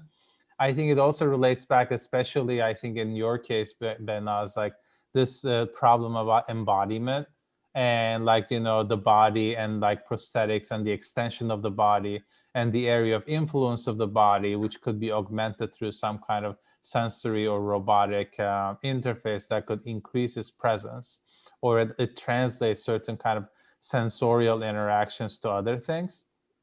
which I think, again, is related to this notion of expanding the conversation, right? Once you expand the experience, in a way, the conversation or the cumulative and accumulative, collectiveness of that conversation expands, because then you are starting to interact with the world in which that you are no longer, that you previously were not able to do so. And I think this kind of like expansion of what the human body is capable of perceiving in the physical world through a technological interface allows it to like kind of like break down the confines of imagination, and certain kind of possibilities are no longer directly limited by imagination, but they have expanded into the realm of experience. And then once experience is like introduced into the equation, then it becomes a memory. And I think what I find interesting about that memory is the status of that memory, right? Because it doesn't really relate to a kind of historiography of human experience because it's new. However, it is perceived and translated by your senses, which is biologically and evolutionarily like stable. So I find that to be a kind of an interesting thing. And I find this relationship between experience, memory, and storytelling to be the kind of like I would say the essence of these, translations of senses and experiences, because ultimately the storytelling component is originating from your own memory or your collective memory as a human. However, it expands into a realm that takes on that memory and brings it into a new type of imaginative experience. You're talking about memory, time, and sort of the sort of deep history of the psychological development of all of us here. And, the work that I'm trying to do, at least in my own PhD, was about playing with the same kinds of aesthetics that puppeteers would have done in the kind of earliest stages of civilization, right? The earliest mechanical automata were touching on similar kinds of emotional responses, and their root is in reflexes that have to do with survival. They have to do with detecting predators and having a sensation that we are in, even today, in environments where there may be predators, is triggering very, very deep bits of our psyche and provoking them in interesting and original ways in their new contexts. And it's the thing that I've been fascinated on the side with was the development of technology and its close relationship with the development of performative automata, and that there's a beautiful history that goes back to to ancient civilizations of building mechanical puppets, building water wheels, building mobile war machines, a variety of various different kinds of mechanical systems built by architects often, or kind of architecture, engineer architects. And even Vitruvius's treatise, which I believe is really the first literary recognition that within this history of machine making by architects and engineers, he recognizes that they're not just built for sort of moving water, but actually they're for delighting our senses. And he talks about our senses, our eyes and our ears being pleasured by machines. So there's almost as long as the history of architectural theory, there's a history of building machines that provoke and play with our emotions at this kind of very visceral sense, that play on our deep psychological sort of makeup. So it's nothing new in a sense what we're doing, but we're doing it in new contexts. And what I've really enjoyed is that in these new contexts, it's been able to generate really interesting conversations about the algorithms that are around us, right? Because actually we're all too often not afraid of the fact that my phone listens to me while I'm sleeping and waits for me to say, "Hey Siri," but God knows what else it hears in the middle of the night, right? And we're surrounded by these technologies. We're all too willing to give ourselves to them. But I've found that by triggering these kind of, through robotics, through interactivity, these sensations of fear, which I think in different ways you all do with the machines you make, it's not a fear that ends in wanting to run away. It ends in curiosity, and it generates questions. I think the things that we make generate questions and provoke us to be a little bit more critical about the algorithms that are sort of governing our lives today. That's my hopeful sense of what playing with these aesthetics can, and playing with empathy can do. Rory, when I hear you describe the instruments that you've just shared your fascination about, I think that there could be a lovely provocation in that maybe could contribute to an architectural enactment of conversation.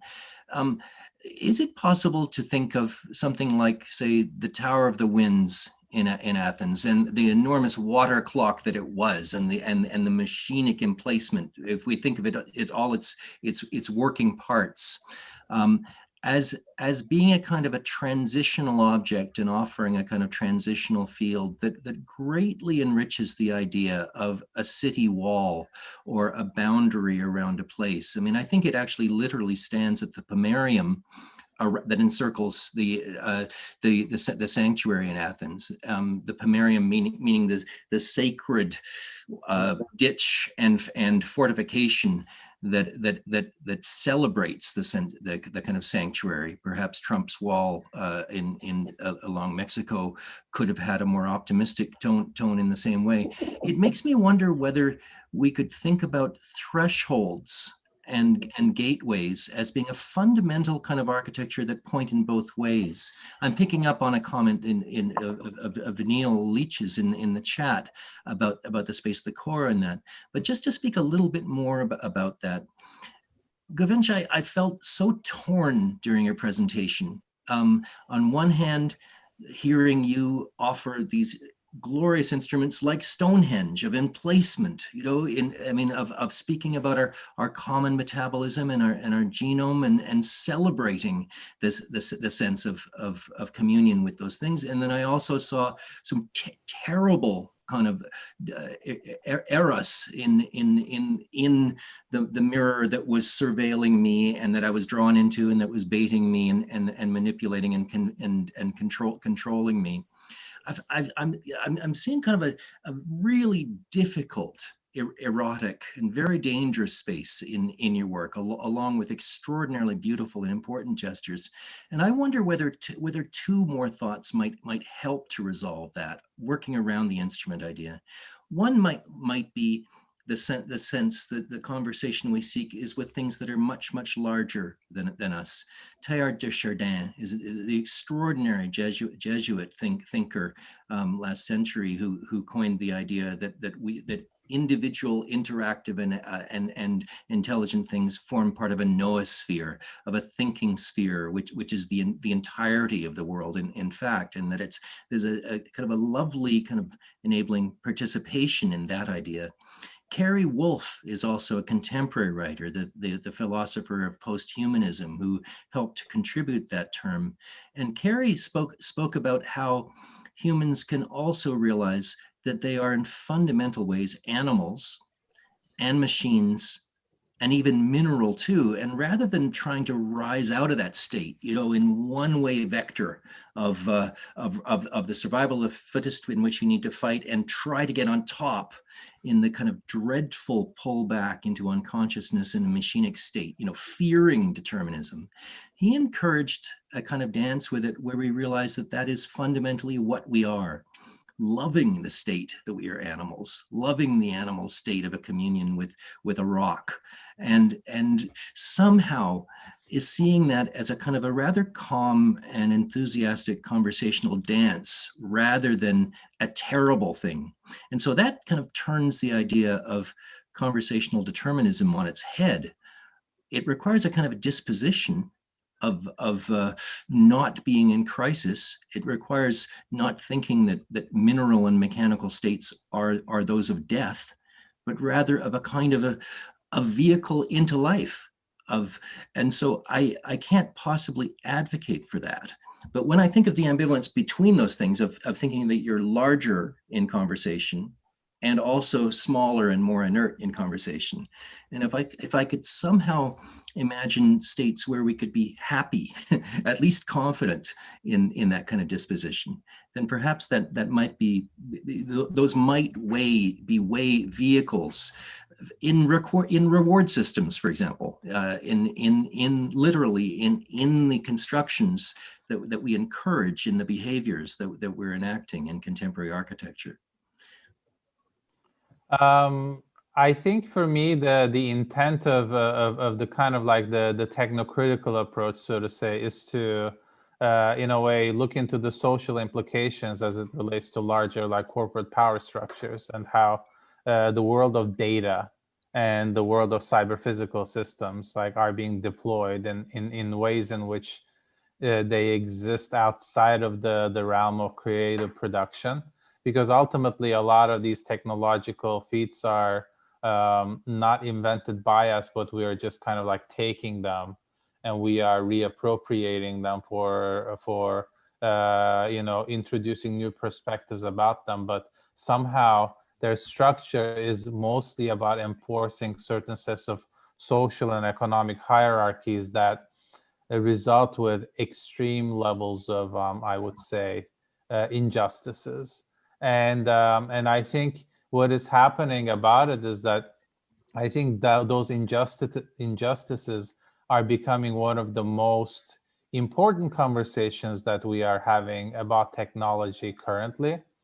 And my intent to a certain extent is to like shed myself off of the kind of like I would say, personally, the kind of naivete that I felt I had about the use and deployment of that kind of technological set of platforms that I engage in, and in a way allowing my work to productively engage with this kind of criticality of technology without refusing it, because ultimately I believe that it all depends on how we operatively engage with that set of platforms that result with like what they actually do in the real world, and do also in the world of intellectual, I would say, speculation, and certain sets of new types of productivities emerge, I think, once you develop a particular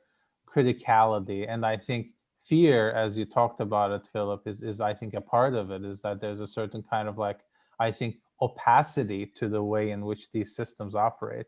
And once we unveil their opacity, I think the first reaction is obviously going to be fear. However, I think this kind of like, exaggerated or unreal duality between natural and the artificial is ultimately, I think, the main goal, right? To like actually think about evolutionary systems, whether they're biological or intellectual, to be a part of a continuity of life, like, which I think is really vivid in your work, versus like the social structures that are enforced by those systems that are in a way resultants of political and economic overarching systems that facilitate the proliferations of these technological frameworks. So for me, the bigger intent is, I think, to look at architecture and urbanism and spatial experiences as the new kind of contested territory where these power structures are unfolding. The urban environment, the architectural environment, the way that physical interactions are turned into digital archives, and those archives are being used for particular purposes of economic and political manipulation. And I think once we use that technology, I don't think that we can dismiss ourselves from the conversation that comes from that. And I am, in a way, to my own detriment, feeling a certain sense of guilt about it. However, I do feel that I carry a high sense of optimism about its potential, therefore, I feel like I am interested in delving into the dark realm of those in order to reveal further levels of awareness and experience about the existing and potential outcomes of what we are currently engaging with, right? So I totally agree with you, and there's a certain, I feel torn about some of the work that I produce as well. However, I do feel like maybe it has to do with like being in the US in the last like 4 years, and there's a certain kind of, I think, urgency to in a way look into whatever intellectual human practices and think about how it fits into the larger cultural context of technology, and how it in a way forces us to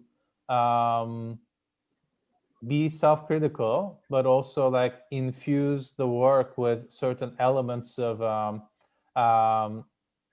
symbolism that I thought previously, that it was beneath us, in the sense that we as architects, as designers operating on a level that we want to operate in, always resort for like very high levels of abstraction. And I think those high levels of abstraction become occasionally disruptive in political moments like this to communicate a particular message, whether that message is critical or optimistic, but there's a high level of opacity in that abstraction too. And I have been in a way self-critical about that abstraction. And I want to overcome that without diluting the aesthetic or the conceptual power of the work. And in some ways, I think being very direct with the audience is one of the solutions that I found to that problem, and kind of owning that directness. I don't know if that makes sense, but I think it's a form of, like, I would say, political engagement through practice that is very how do I say, shameless, and also very like hoping for a certain kind of productive outcome, rather than just putting the idea out there. This is fascinating, Guvenc. And I think, like, to just kind of echo some of the things you mentioned, I think the question of surveillance, and I think in your project, particularly in the surveillance project, was really, really fascinating, especially as kind of people that we're working in the intersection between architecture, design, and technology. This become such an important question. There is aspects of the ethical questions related to surveillance. I mean, we are technically producing objects or spaces that they're equipped with ways of seeing the people, observing, monitoring, tracking, and all this information is being tracked by this type of system. So the question of surveillance has become important. It can make users uncomfortable, it can be intrusive. So we have to some extent address it.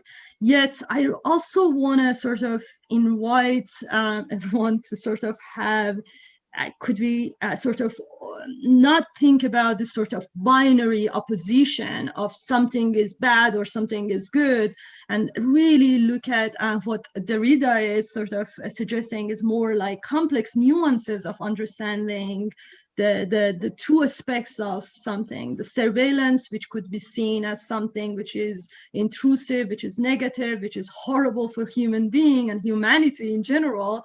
On the other hand, in many cases could cause security. And in the lights of this pandemic, it can, if we can monitor in terms of our health, if we can monitor the most intimate information, such as oxygen level, temperature of our loved ones and our family, and we know what kind of health states they are around us, this maybe is not considered as sort of negative surveillance. This maybe is sort of essential aspect. So maybe we need to revisit some of our ideas about sort of this concrete idea of that surveillance is negative or positive, and try to see it in sort of ambiguity that can be produced in between the spectrum. Yeah. I mean, in some regards, Behnaz, like these technological frameworks are not going anywhere, right? You know, they are here to stay. And even if there's a backlash or a high level of reaction towards their like mode of operation, I think, you know, nobody is going to like one day wake up to a new kind of reality unless there's some next level catastrophe that prevents us to like continue the technological frameworks that we operate in to like no longer operate. I think, you know, the more important question is about, I think, hierarchy and power structure and course correction. And I think awareness creates a course correction. And I think it operates in this, like, obviously in this realm of ambiguity, right? You know, because like, I'll give you an example. There was in the Persuasion Machines project that we did at Sundance, you know, there are a set of cameras that are observing the motion of the people that are wearing the headset. And then those cameras stream into screens that people see real time in VR, so that they can see themselves without seeing themselves because they have a headset on, but they see a video feed of themselves in the VR piece, right? And then it kind of like is embedded into the storyline at some point. One of the journalists became incredibly offended by the situation and said, you are doing a piece that critiques surveillance, but you're engaging in larger surveillance frameworks. Like, what kind of, like, you know, hypocrisy is this, right? And but the issue is, again, like as you were pointing out, is not really about the functionality of these systems, because ultimately we were pulling video into YouTube live and then rebroadcasting it through Unity within the VR piece, right? So we were using existing technological frameworks that are so ubiquitous. However, I think the intent is always about, you know, like, what is the objective behind it, who controls it, and what happens with that data. Like in the kind of, I think, closed systems of interaction that we all do in the scale of art installations, obviously that data usually does not escape into a kind of a larger realm, right, of the internet, and then that data could be used or manipulated or what have you. It's usually these kind of closed circuits that allow for a particular functionality or interaction or affect to manifest. However, I think once you engage with a certain set of communication tools that engage with people outside of the realm of that experience, I think that becomes really interesting and controversial at the same time.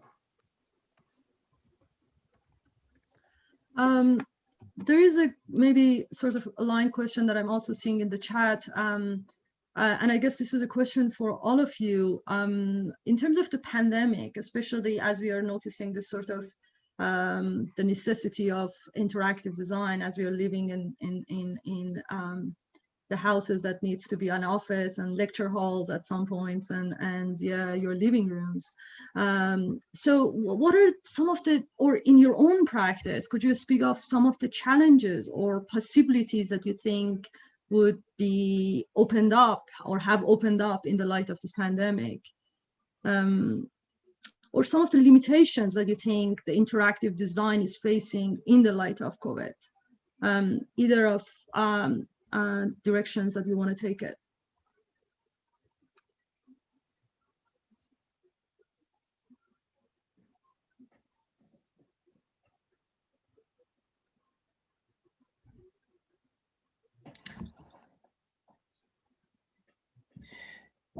I'll risk something, and it is risky when we speak of unspeakable suffering.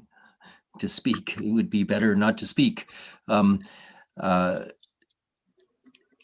But along with the unspeakable and the causation of death and suffering, is it in some way possible at all, setting aside the suffering and my privileged voice in being allowed to say it, which is another terrible presumption, to say that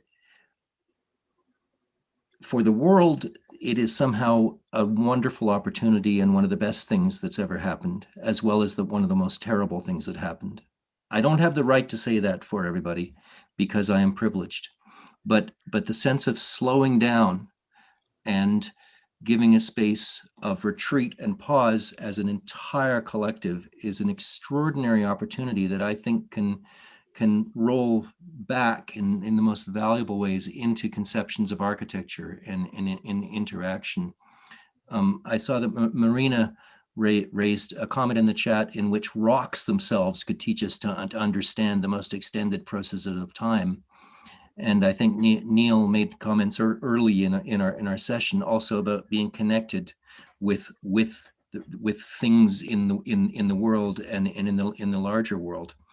To me, if we could find some algorithmic spaces and behavioral spaces in which glacial transitions, exquisitely slow sanctuaries could be included, then I think that there would be a tremendous benefit in recovering a kind of an architecture which perhaps redeems the Mies van der Rohe reductive mode that I was complaining about in my own talk.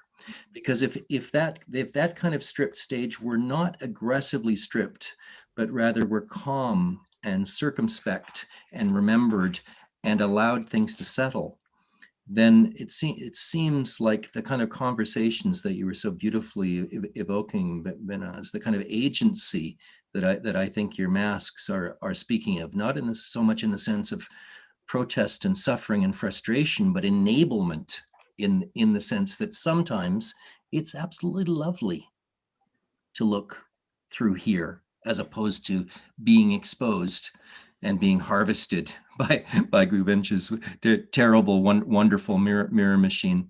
And so, to my mind, the kind of delay that this has fostered can give a kind of great hope and pause that turns for me very directly in the kind of lovely example of Rory's learning starfish, in which the action after the leg was lost, I can't say it was better. It was suffering, and yet actually I think it was more effective, and it was hopping around, and it got faster, and it could be more wily and more like a goat as opposed to just like a snail. And so, perhaps it is fundamentally acted to renew our great understanding of plasticity and the ability to adapt in very, very real ways, because these conversations that we're having now are not in person, but they're deeply, deeply satisfying. So I think there's graphic evidence that the pandemic, in some ways, again, from my privileged and very dangerous stance, is an incredible opportunity and a kind of grace. Yeah, I would just say that two things. One about the learning systems. That if you build anything that learns, you need quite a lot of data, actually, often to be able to get any real meaningful kind of adaptation. And buildings are kind of, and that suits architecture because it can be slow. That the data can be captured slowly. The interactions of a person in their home or can be captured very slowly. Just one or two data points a day could start to create patterns over periods of months and even years perhaps that allow for gradual change. And so actually in this, it's interesting because most developments in machine learning and all of that are about capturing huge amounts of data very quickly and trying to change something very, very quickly.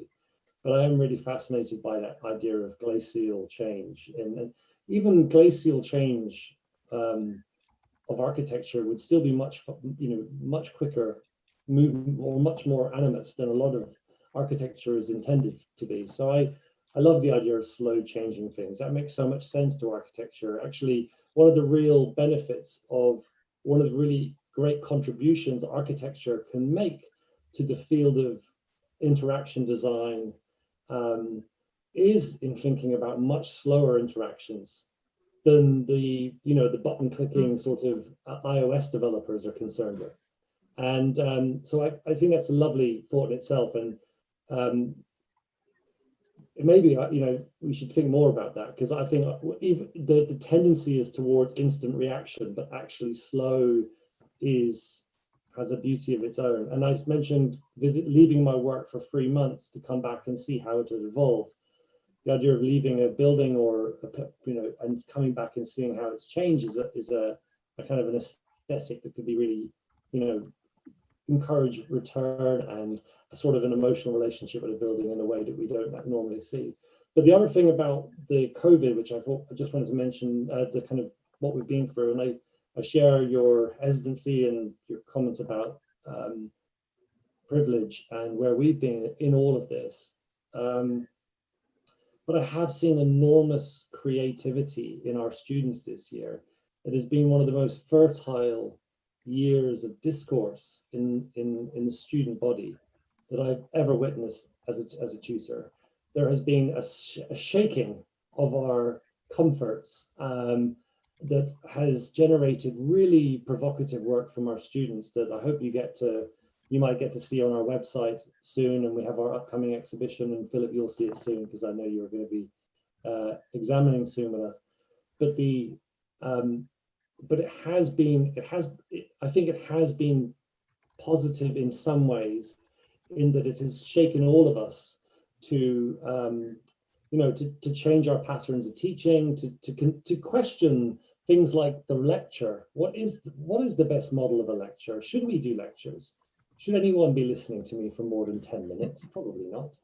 And those things, those kind of ancient, they are almost ancient scholarly traditions of the lecturer, professor, and the audience, right? Those have been completely broken down in really good ways. And the kind of collaborative models that we're experimenting through social media, through these online platforms, have in some ways benefited academia.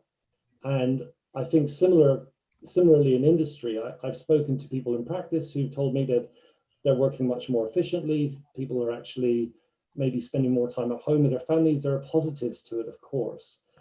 So I'm optimistic, as I think it's important to be in these times, even 1 year in, and it's starting to really direct, and we're in our third wave in London. I'm optimistic that I feel like that there will be a great deal of sadness in what's happened, in the loss, in the suffering, and there'll be a lot of long-term impact that we don't yet fully understand. At the same time, I think it has been beneficial to breaking models of academic and educational models. And it has been, I think it has really shaken our students to think much more radically than they might have done in the comfort of the kind of years that we'd had before that. So those are the positives to turn on that, yeah, check out the work that we're going to be exhibiting the work in about 2 months' time through the Bartlett's website. And the work is so different this year and deals so much with remote touch and creating a sense of, keeping relationships over distance, sharing spaces remotely. These are like really interesting questions that have been necessitated by the environment that we've been in. I don't know. I guess it's the same probably in all of your schools. Is this what you guys are seeing? I'm sure it's not distinct to the Bartlett. So, what kind of work have you seen emerging out of this this crisis? I think to me, like the way that we had to battle that was by sending every student a VR headset. And we started using kind of like virtual avatars of all the students in this platform called Spatial that allows them to collaborate in VR. And in a way, a lot of the things that we do physically has been completely transformed into virtual.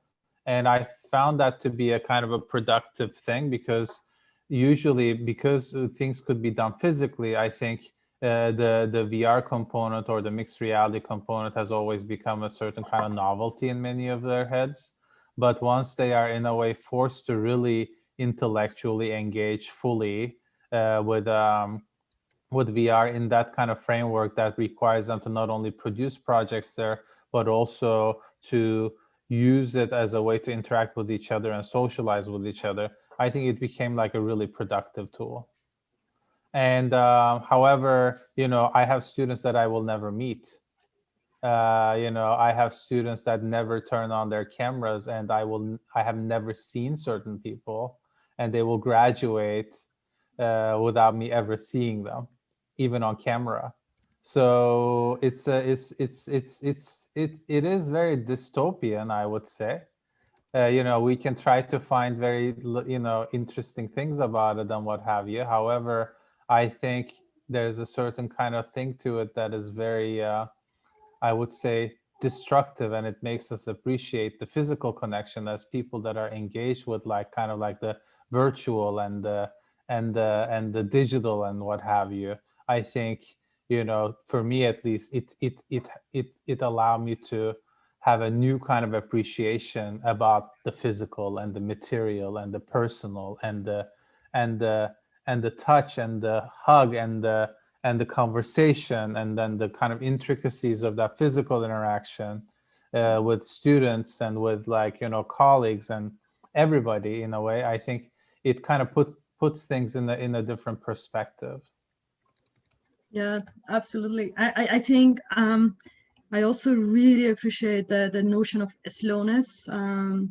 Obviously, this slowness or things coming slower, it allowed us as a society to also see that what are the things that needs to be changed. I think Black Lives Matter, the social movements toward more of social justice is a good thing that happened during this pandemic. I'm extremely excited about that, not only in the US, but we're seeing it around the world, that there are more movements taking place to move toward more of social economical justice, and that's extremely exciting. In terms of I would say research in materials and sort of new novel material robotic systems, we cannot dismiss the fact that there are some level of suffering. Many fabrication shops are closed. Many students don't have access to maker spaces. And I wonder what would be sort of implications of this lack of access to this type of I would say material robotic fabrication shops. So having said that, we are also witnessing in the similar context emergence of novel initiatives such as DigitalFUTURES, that actually it all started in the light of this pandemic.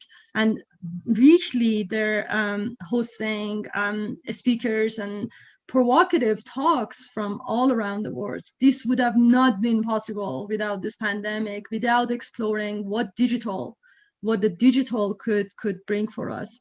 So in a way, it's definitely things are shifting. And I think in terms of the interaction design, as Ruairi mentioned, there are novel ways to think about the sense of touch, the sense of being together and exploring what it means to explore that in a semi-physical digital space. So I'm really looking forward to see what would emerge, what new type of paradigms, if we can call it, for interactive design would emerge in the light of this pandemic.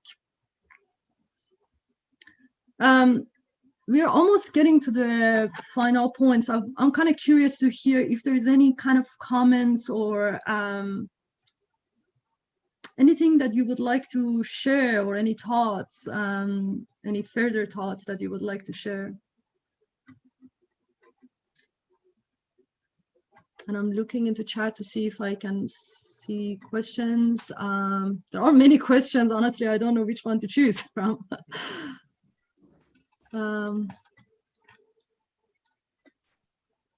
Well, I'll just say, while you're looking through the questions, that we don't do this enough. Actually, we don't. We've been doing probably all kind of looking after our own flocks, and through this very trying time, and trying to ensure that we pull through this, and we ensure that people get the education that they expect. And it's been exhausting in many ways, this period of time. But one of the benefits has been we've also, we've been doing a lot more international lectures. So I'm going to get all three of you to come and give a lecture to my students, actually individually soon, just so you all know that's happening. That's the deal. I don't mind doing one in return as well, but I'm just saying.